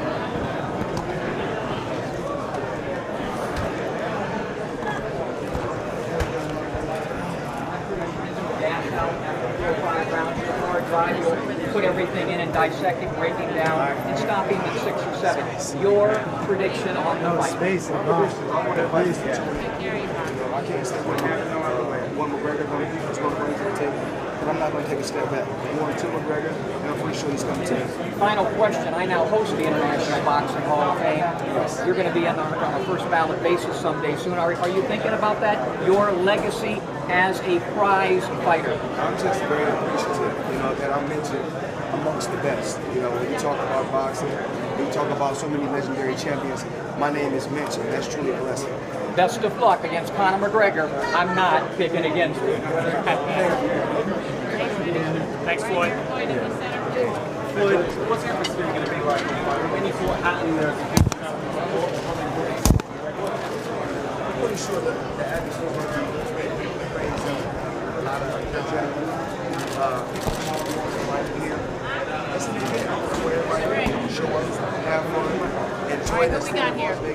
Not just for the weekend. Get We need all three of you together. All walks of life. There may be more non-boxing fans who watch this sport than any other fight in history. What would you say to people who are new to the sport, and what should they expect? Expect excitement. I mean, he's going to talk trash, I'm pretty sure, in that square circle. I'm going to talk trash. It's going to be a lot of blood, sweat, and tears. Leonard said that he's never seen you more motivated to knock someone out than for this fight. Tell us a bit about that. It's been a lot of back and forth, but we must have patience. We can't rush. We take one day at a time. It'll get here, and when it get here, I'm pretty sure he's going to be ready. And I'm pretty sure he's ready now. I'm ready now, but we have to wait till August 26th. When you talk trash, that's really you. When Conor McGregor talks trash, do you think that's really you? I can't really say, but I've been doing it for a lot of years, and I have a lot of experience at doing it. Lord, this is your city, this is your ring, this is your art. Is this a lion to cub moment, or is this all-out war? It's all about patience. It's not lion to cub, it's all about patience and composure. My composure, stay patient, slow the barrel down, and just listen. And this is unprecedented, so what goes to a boxer's mind when he thinks about fighting an MMA fighter? He's a warrior, he's a fighter, and a lot of people is not giving him a chance, but all I got to say is, last time I checked, he's undefeated standing up, and I'm undefeated standing up. We're not talking about what happened when he was on the ground, we're talking about standing up. We're both undefeated. Floyd, you said you would step into the octagon. Is that a serious claim? Right now, we got to focus on the boxing ring, August 26th. We got to take one step at a time. First, the boxing ring. Floyd, I'm curious to see, you're coming into this camp as it being the last one. Yes. Has it hit you, like, that this is going to be the last one? No. Before we talked about this just a few minutes ago, we had a game plan. The first time was to leave the sport of boxing, and come back with a different one. Come back, ball head, goatee. That's when Mayweather left. That's pretty good. So it's always about the game plan. We left, and then we came back. We did bigger numbers. So, it's all about doing bigger numbers and doing bigger things. How are you coming into this spirits-wise? Seeing that, it's a guy that's a tough guy, but this is a job for you, of course. You have a big prize at the end. That's why you're a prize fighter. But, yes, prize fighter. Spirits-wise, is it like just going through the motions? Like, man, can you feel the age, or it's like... Spirit-wise, of course. I don't think there's another fighter that's been in the sport at the top as long as myself. Because I've been at the pinnacle for a very, very long time. But, some days it's like, repetitions, going through the motions. But it's like, once you've done it so much, you're like, it's just another day. Just another day. Let's get to the fight and do what we got to do. Been hearing that you're extremely motivated, hearing that you've knocked down sparring partners. Talk to me about that. Well, I don't ever brag too much about what I do in a boxing gym. Like I said before, in a boxing gym, I can get a black eye, I can get a bloody nose. It only counts under the lights. And the gym is just practice. I can come into the boxing gym and have a bad day every day. But as long as I go out there and perform fight night, because that's when it counts. What's the biggest concern for you coming into this fight and what Conor McGregor can bring to the table? I'm not really concerned about anything. You know, it's just patience. I just got patience. You know, doing this over and over and over and over again. I'm talking. It gets bigger and bigger every time. You know, this is the fourth biggest fight in boxing history, and I'm just happy that I'm a part of it. So what do you make of potential moves McGregor can do in there? Have you been studying moves that can be legal coming from an MMA moveset in there during sparring, or prepared for that? That's why Joe Cortez went to training camp with Conor McGregor to teach him the Queensberry rules. I mean, and you know, Joe Cortez, he's firm, but he's fair. And he's just teaching him the rules of boxing. You worried he might get away from that at all? You think it could turn into something that could be rough? Hopefully not, because if he do, I think it's going to be a hefty fine. And I'm not really sure, but I'm going to keep my composure. Hopefully he can keep his composure, and we go out there and get the fans what they want to see. What do you make of the Paulie Malignaggi situation with him leaving camp and then saying all the things he said about Conor? You know, I don't want to get in the middle of Conor McGregor and Paulie's beef. You know, Paulie felt a certain way. It is what it is. Floyd, the last time you lost was 21 years ago in the Olympics. Even though that was a bad decision, was there anything you took from that convinced you, I never want to lose again? Well, I'm older now, and when I look back at the Olympics, I'm more like, basically it was just a learning experience. You know, would I rather have the 800 million that I made or gold medal? That's what you got to ask yourself. Lloyd, you've talked about age a couple of times now. I mean, what do you think is different now than when you were a younger fighter? What is different now? I mean, social media, and just I mean, it's not too much changed. I think that fighters want everything. Every fighter want a Floyd Mayweather payday, but they don't want to take the Floyd Mayweather route. How bad are you going to put a hurt on this guy, given all the talk? Is that something that's weighing on your mind? I go out there, it's just work. I go out there and do what I got to do and just be at my best. Go out there and fight and be smart. But your sparring partner is saying you're looking like a beast in there. They told me you look sharper now than you did with the Pacquiao fight. I don't know. I'm working. I'm working. Well, you took these young guys are pushing me. I'm boxing some good. I got some good work. Some guys pushing me, and I'm in here working hard. So a lot of fans feel that McGregor has a lot of advantages, being the younger guy, the bigger guy. What do you think about that? And coming in with a very awkward style. I spoke about that. I spoke about that numerous times. I mean, McGregor, he's a cool fighter. He's a tough competitor. He's going to push me. Floyd, you told Stephen A. Smith that you had a conversation with Al Heyman saying he gave him your word to retire. When did you have that conversation with Al Heyman? It doesn't matter when I had the conversation. We had the conversation. Lloyd, you've talked about making a bigger fight than the Pacquiao fight, coming at Conor with more energy this time around. What exactly does that mean in your camp? That means that I'm coming forward. I'm not going to say I'm not going to have my defense tight. But I'm coming forward. I'm pretty sure he's coming forward. So, I mean, he said it's not going past 4. It may not go past 4. I'm saying it may not go past 4. So we feel the same way. Are you surprised at all about the ticket sales, how they're not moving as quickly as everybody anticipated? Well, I know you on here trying to be negative. Our ticket sales are doing great. Our ticket sales are doing great. You know, a lot of times we like to go by here saying we like to knock Floyd Mayweather. My fight will be sold out for those that's watching it, because most likely you may chop and edit this the way you want to chop and edit it. But our ticket sales are doing great, tremendous. We're not, like I said before, we're not hurting. And after the fight, everyone will be happy. Thank you right here, please. Thank you, Floyd. Good job. Good job.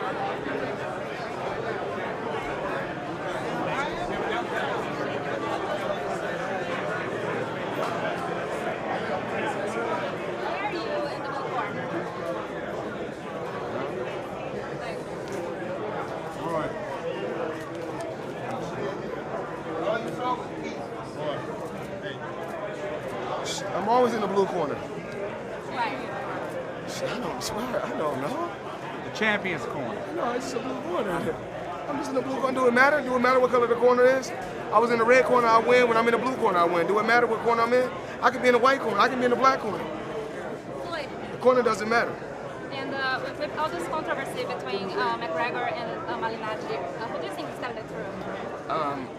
You know, Paulie's beef and McGregor beef is not my beef. My job is to go out there and fight McGregor and just be at my best. Why did you fill up for the 8 ounce gloves? Because more blood, more entertaining. Do you think the fight goes to 12 rounds? It's not going a distance. He looked forward to coming out there, ending the fight early.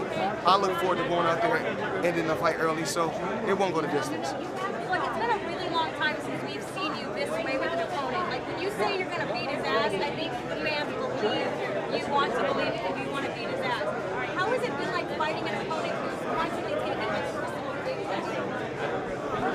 To me, he's just another opponent. I don't overlook anyone. Am I worried? Absolutely not. Is he worried? He may be, but that's not my concern. My concern is to go out there and do what I do best, and that's fight and be at my best. When you were retired, you know, you're soon retiring after this, but when you were retired, you seemed happy and content. What prompted the comeback? Was it the trash talking he was doing? You just wanted to silence him? I'm always happy, whether I'm fighting or I'm not fighting. I'm always happy. So it has nothing to do with that. I was in a situation, and I capitalized off the situation that I seen. August 26th, once it comes and goes, what's next for Floyd Mayweather? Continue to live life, continue to build my portfolio. I've done a couple movies actually. I think I was pretty good. Floyd, do you think it's important for the reputation of the sport that you not just beat him, but knock him out and dominate him? We're going to go out there and do what we got to do. He said it's not going a distance. I said it's not going a distance. So we just see how the fight plays out August 26th. But you never let the fans affect how you fight. Why this time? I let the fans affect how I fight. I'm still undefeated last time I checked. No, that's what I mean. You never let them get in the way of your game plan, but you're saying you felt like in the Stephen A interview, you won for the Pacquiao fight. So what's different this time? Why actually let it change your game plan? I mean, different days you feel different ways. I said what I said. That's how I felt. Is this fight at all similar to that Larry Holmes and Jerry Cooper fight? No, they both was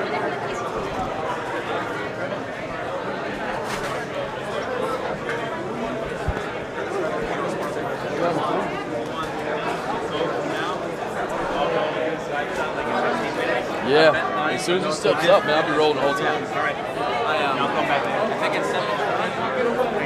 Yeah, man. 7.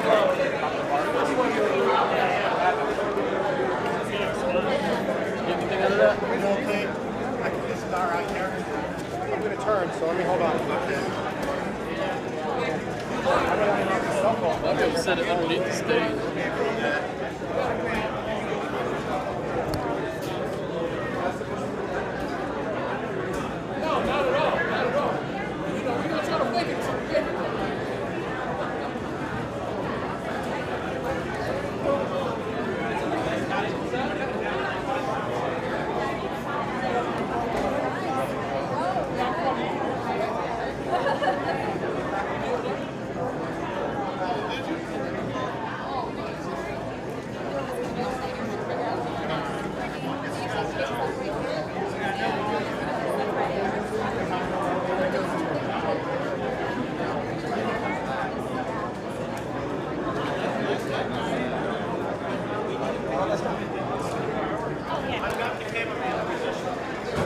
I was told he was moving.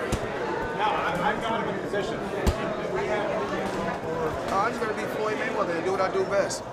You know, follow the rules, go out there and fight and be at my best. Looking up in your previous fights, a lot of Latinos, a lot of Hispanics up there. How do you attract the Latino community? You loving Mexicans, like you said during your fight against Eloya, against Canelo, how do you attract them to this fight? This fight, everyone will tune in and watch this fight. Everyone wants to watch this fight. This is not just a fight. This is an event.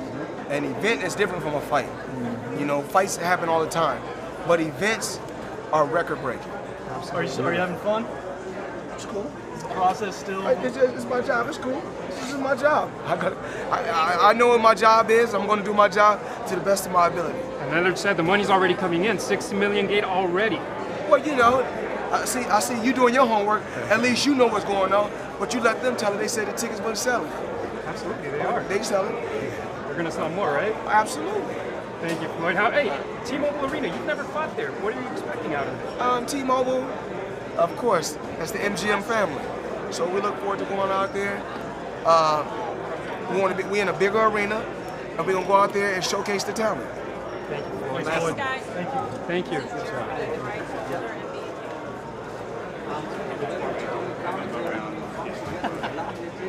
Trust you. Cameras. Yeah.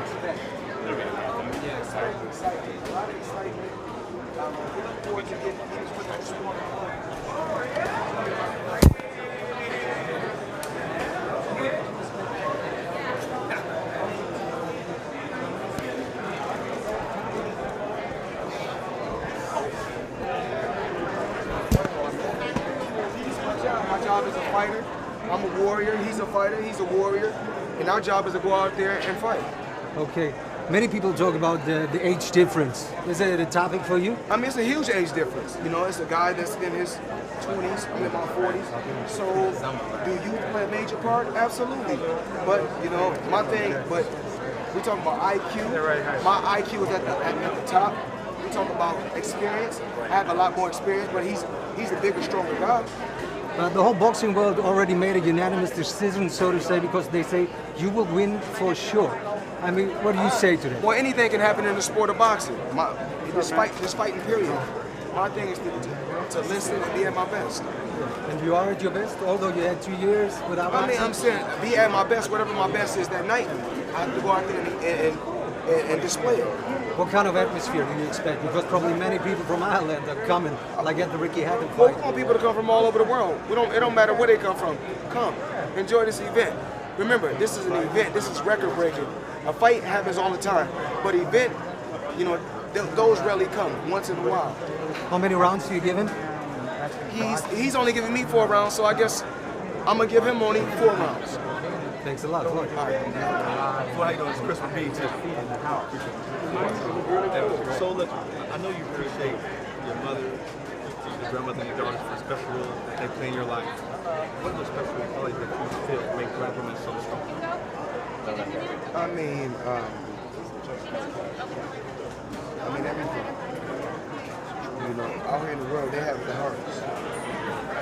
But, you know, I'm happy that I'm in a position to give back to my sisters, my mother, my grandmother. It's all about giving back. It's gonna give back. You have to give back to your own first. And I give back to my family.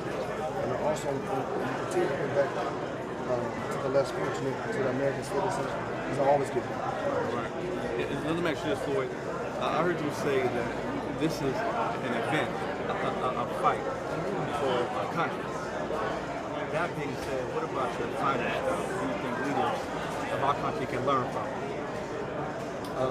The will to win, the hunger, the will to win, patience, and a tremendous team. Good luck, and I appreciate it.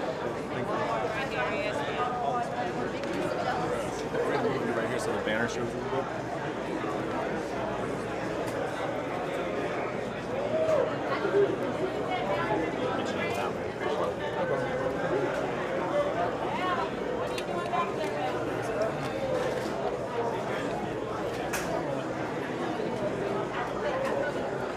Yep. All right, here with Floyd Money Mayweather, and the first question is media day? Yes. Media day.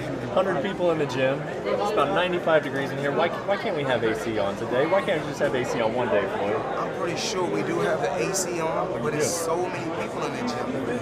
I think it's more than 100 people in the gym, actually. So, it's crowded. It is crowded. It's very, very crowded. Crowded because it's a popular fight, and you said that you owe the fans after the Pacquiao fight. Yes, I do. Have you ever felt that way before in your career? No.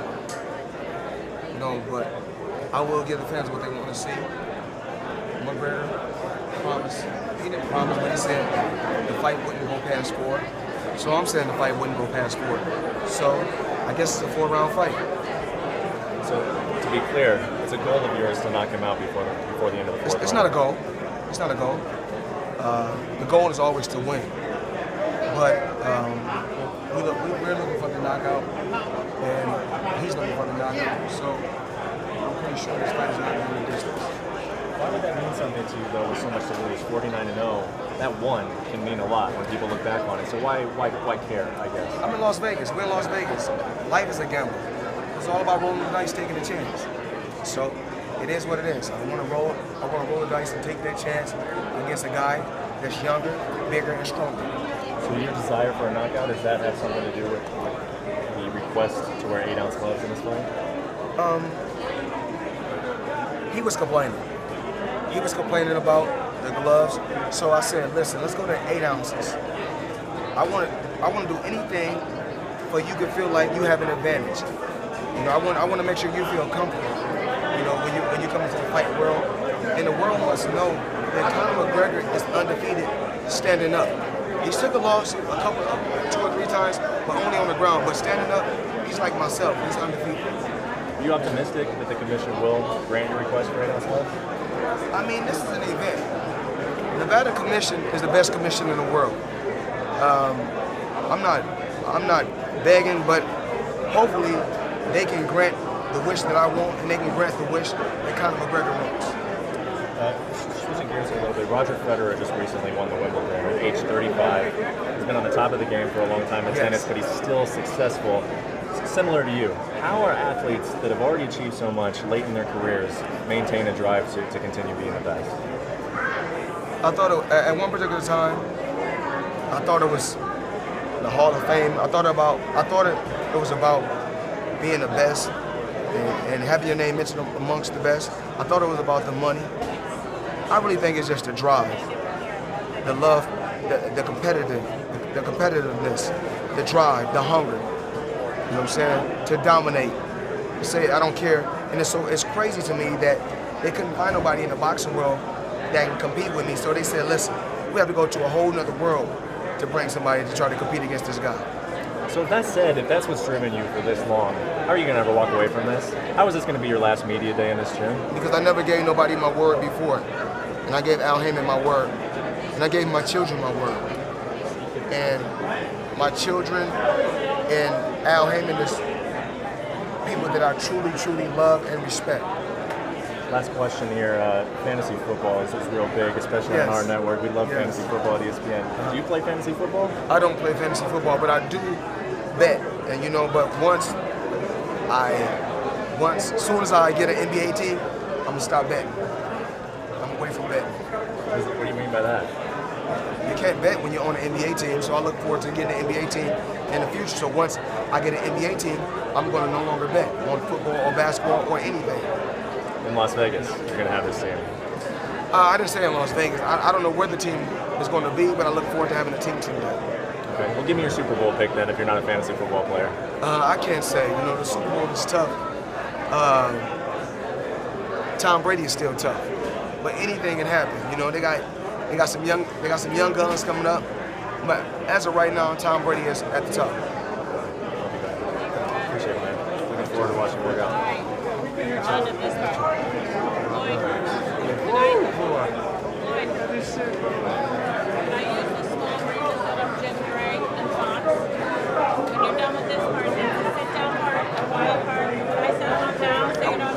No, I'm working on it. I'm working on this small ring. You are? Okay, that's why I asked. See? They want to set up. Everyone get along now. You might want to You work out already know you ain't getting new year shop.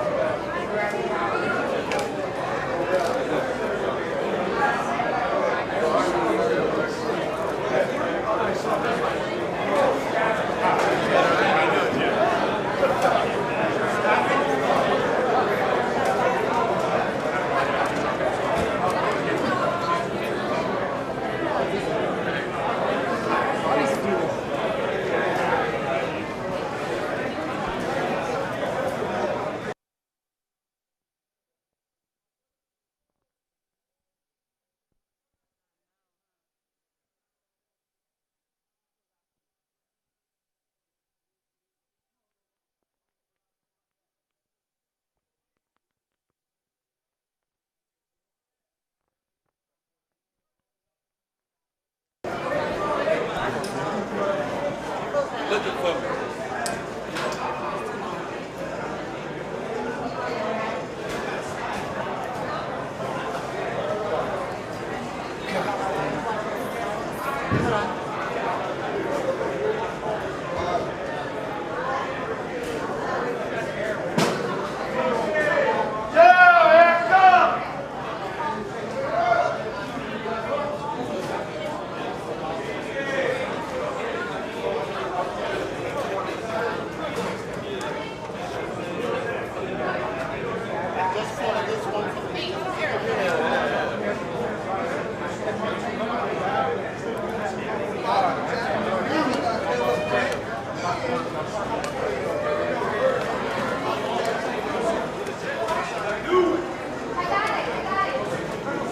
Slugger or what?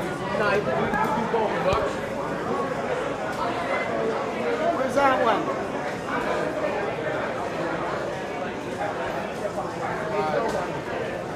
I think it's a step up for him. For my guy.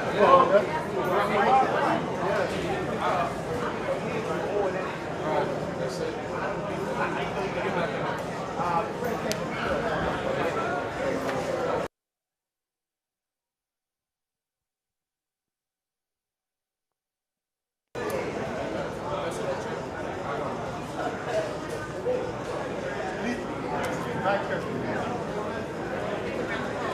I know, but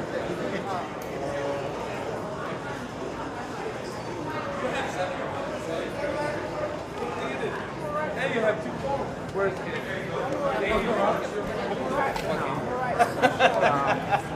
This one, Danny. this one. Yeah, this one. Right there from your mixer.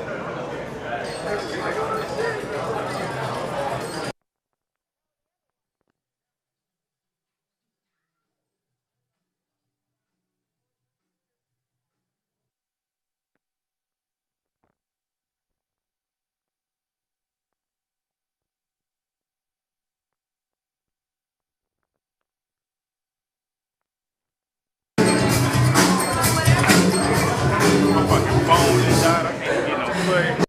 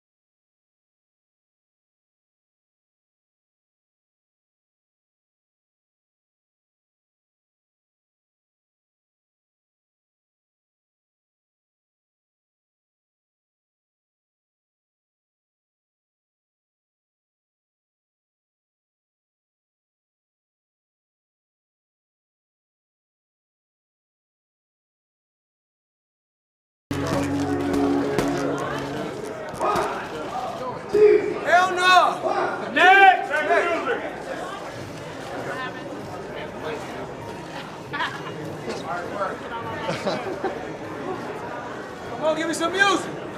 I'm black. He's black.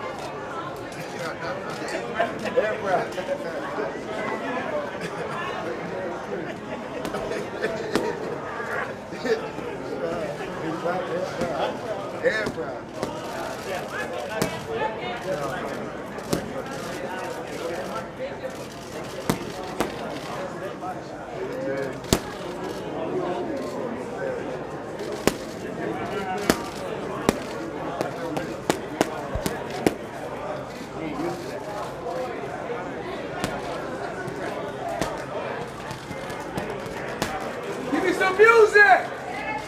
Music, music. We black. We black. Woo!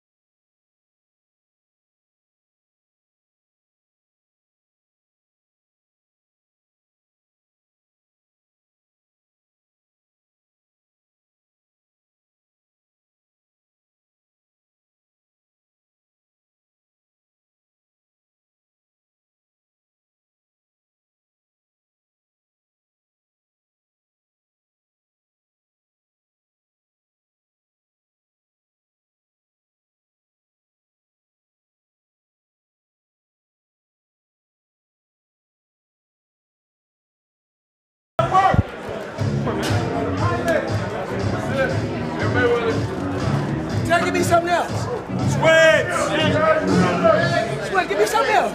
Give me something.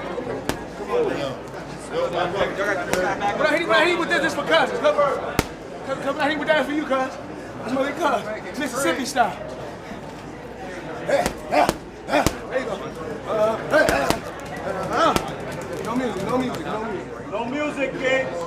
Tell no music. No music. No music. Watch out for something else.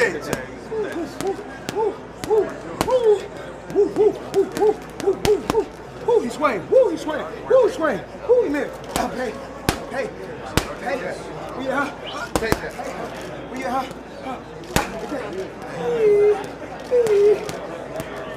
What? Hey.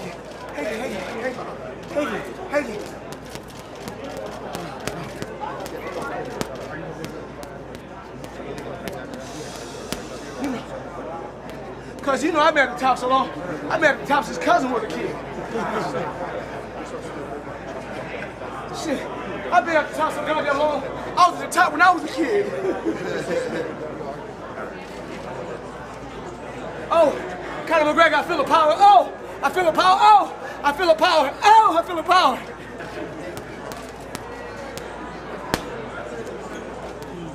You gotta feel the power back though. You gotta feel the power back now. Gotta feel the power back now. There you go. Gotta feel the power back now. Gotta feel the power back. Gotta feel the power back now. There you go. There you go, motherfucker. There you go. Come on.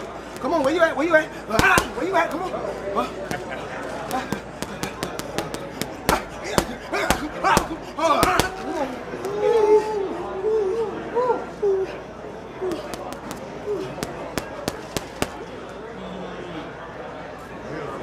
Keep working.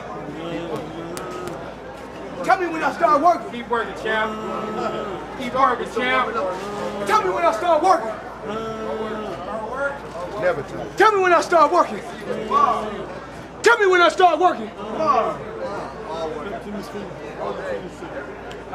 7. Media bag, this light. Right there. Boom. We got the booms. That's for my boy cousins. That's for my cousin. Cousin, there you go, cousin. See y'all trying to trade my boy? Huh? See y'all trying to trade my boy? Don't you ever trade him again? Don't you ever trade him again? Ever. Ever. Don't trade him.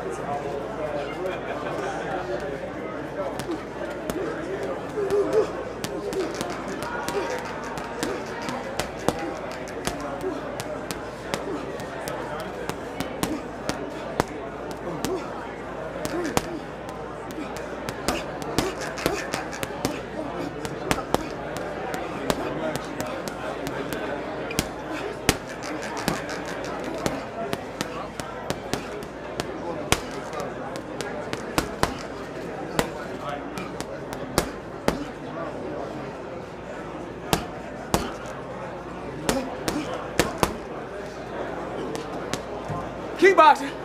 Keep on boxing. Keep working, champ. Keep on boxing. Keep working, champ. We're going to girl collection tonight. We're going to girl collection tonight. I don't know what y'all doing. I'm at the strip club tonight. I am too. You know, you see when I was on tour, I threw money on that stripper. She might be in there dancing tonight. She might be in there dancing tonight. If she was topless. She was topless. In New York, I threw money on that bitch. I'm just an old man getting in shape. Just an old man getting in shape. Oh, yeah. Get back. Get back, boy.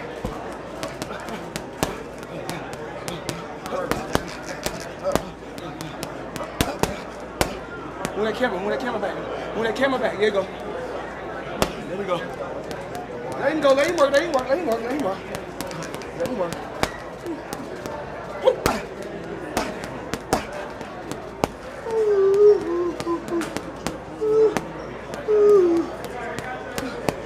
He may fake an injury. Don't fake no injury. I don't want to fake no injury. hear me? Don't fake no injury now trying to pull out. When he got 2 weeks. 2 weeks and 2 days. And I know we don't keep up with the date. When you this wealthy, God, I ain't rich. When you this wealthy, you can't keep up with the date. It was like, Floyd, we heard you got a problem with the IRS. I said, they mad because they want some free money that they didn't work for? They want some free money that they didn't work for? Amen to that. Wow. Yeah, where you at? Where you at? Hey. Oh, there you go. Is it all like that? Woo, woo, woo. Right there.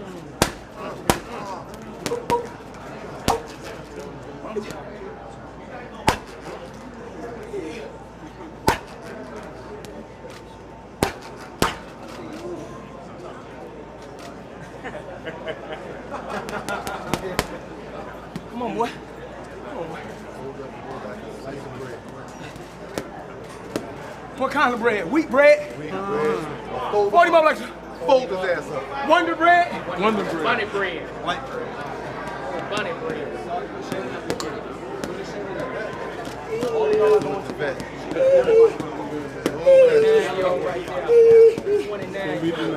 Cousin, my family. I'm the only motherfucker that comes to the game. When I come to the game, cousin, I say, what's up, that's my cousin. You know, cousin the only motherfucker you know, he gonna have 50 points and still be mad. Cousin, you're up by 50, you got 50.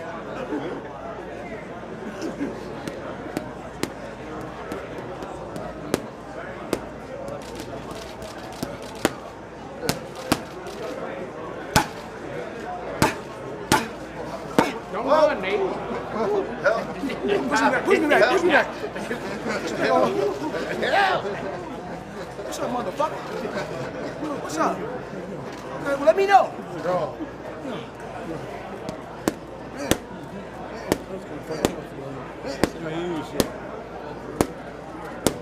Another world. Like a car Like look game. Oh, what's up? Good man. Good man.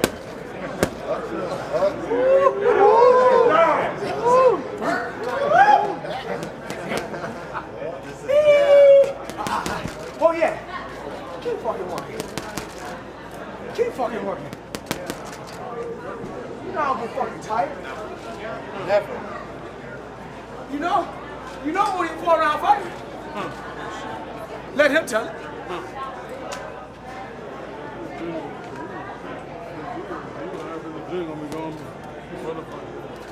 I ain't never smoked a blunt. Y'all think I can smoke a blunt, smoke a joint, and drink a beer before the fight? On this one. Say that for me, champ. I'll let you know how it is. Hey, tonight, You got it. tonight I want to see y'all smoking weed in Vegas. It's legal. Get y'all joint out. You okay? I'm sorry. I'm sorry, Conor. I'm sorry. I'm gonna keep working. Keep working, champ. Come on, give me some.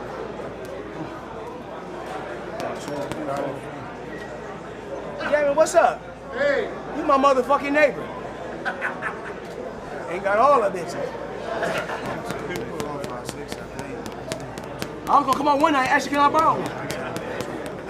I ran out of bitches one night. I had to go to my neighbor's house, I got borrow one. Gonna run over that, champ? Hey.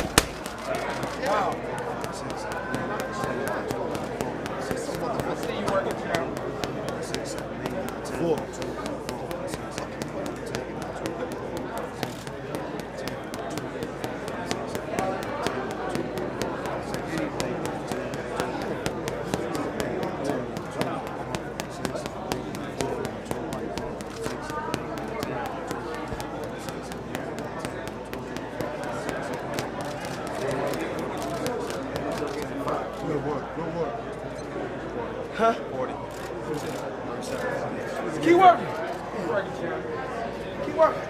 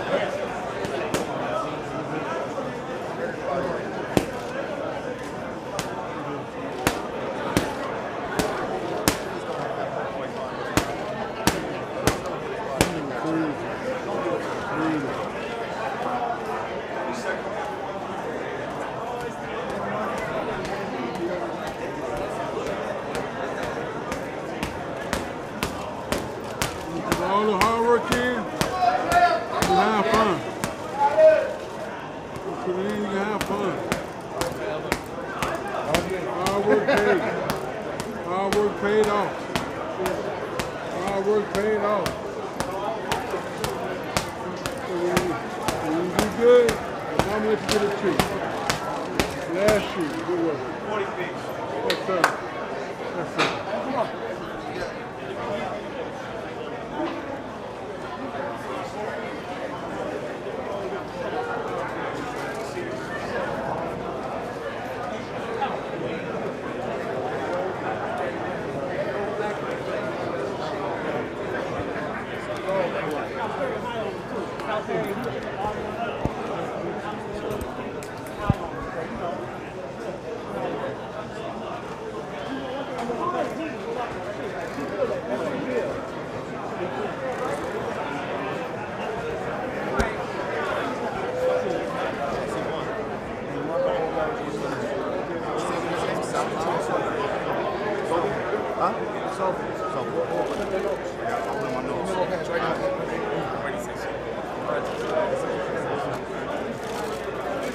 Make a hole, make a wave. Watch out.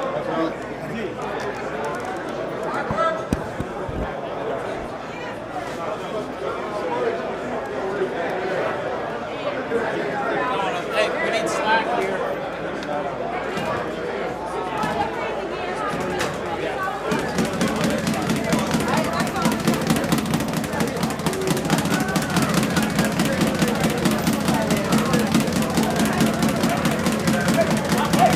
Hey, hey, hey, hey.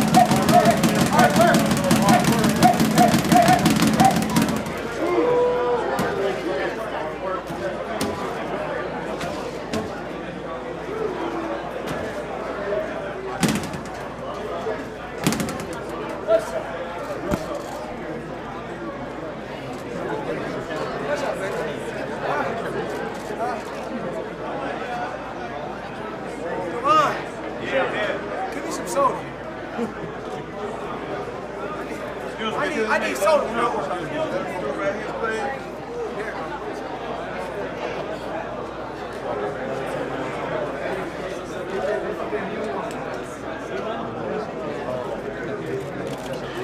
Sometimes Cameron needs to squeeze in. We need to get in with the break.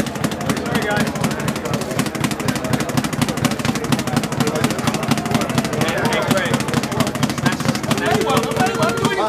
Mayweather, I can do anything. Anything.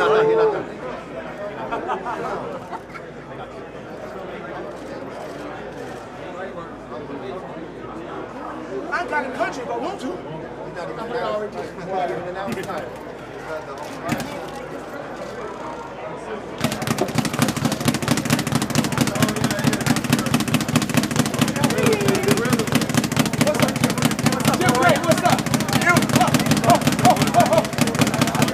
Tell me about it, Floyd. Huh? What you want to know? That look like McGregor's way? That's right.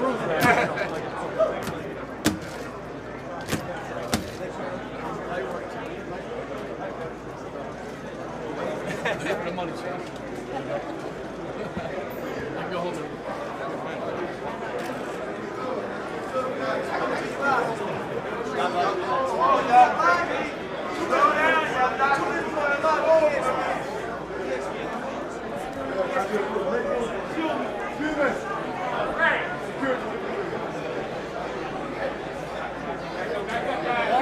Back up.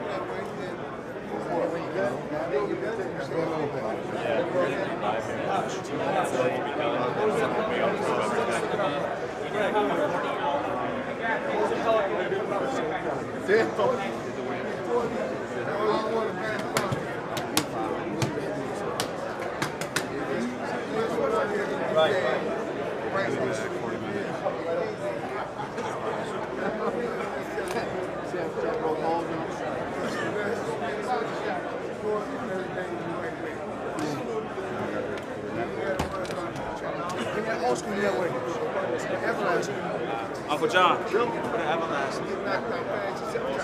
The old one?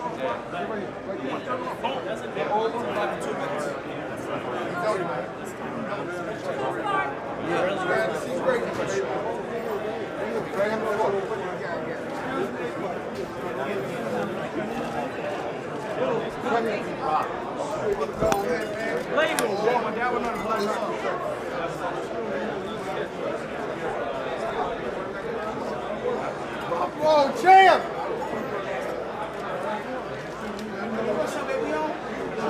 Me. Come on, oh, we on. And don't wait. Everything work. When you got no weight problem.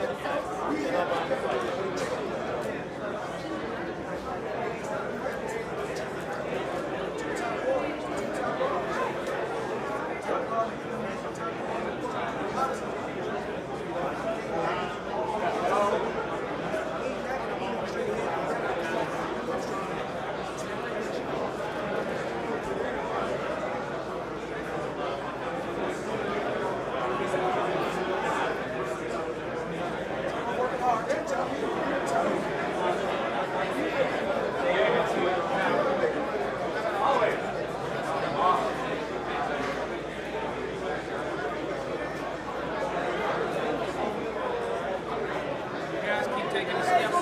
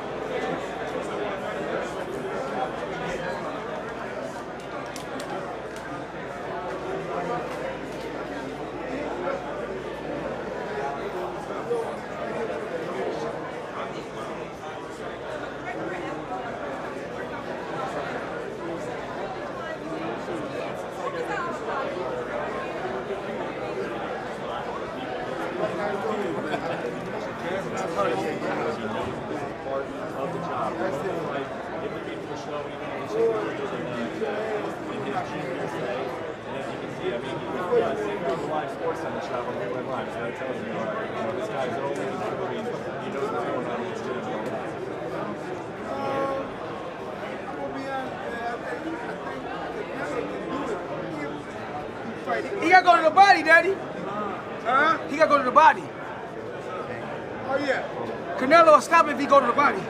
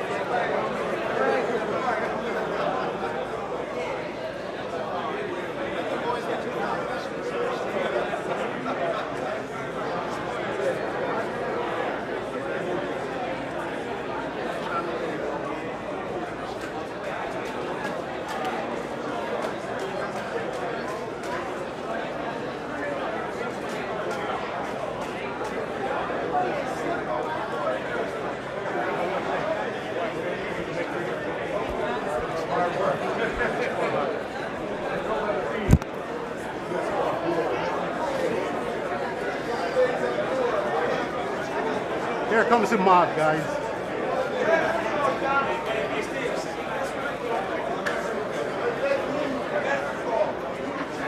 Who's going in the ring?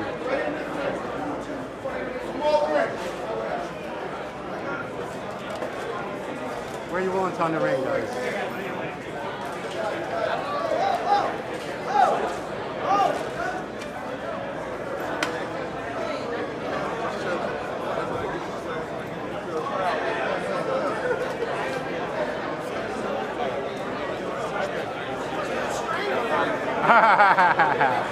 Okay, Jeff.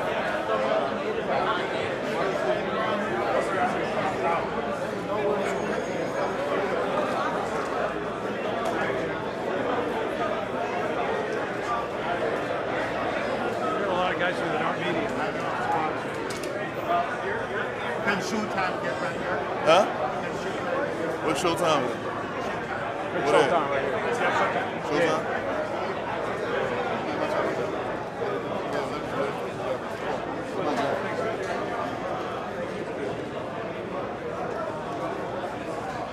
You're the only one that works? The camera's back? Even in the morning. Oh,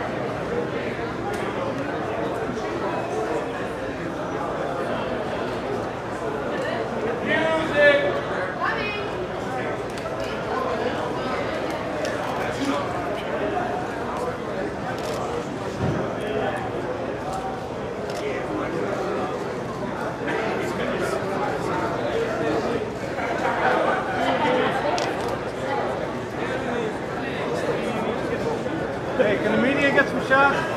Thank you.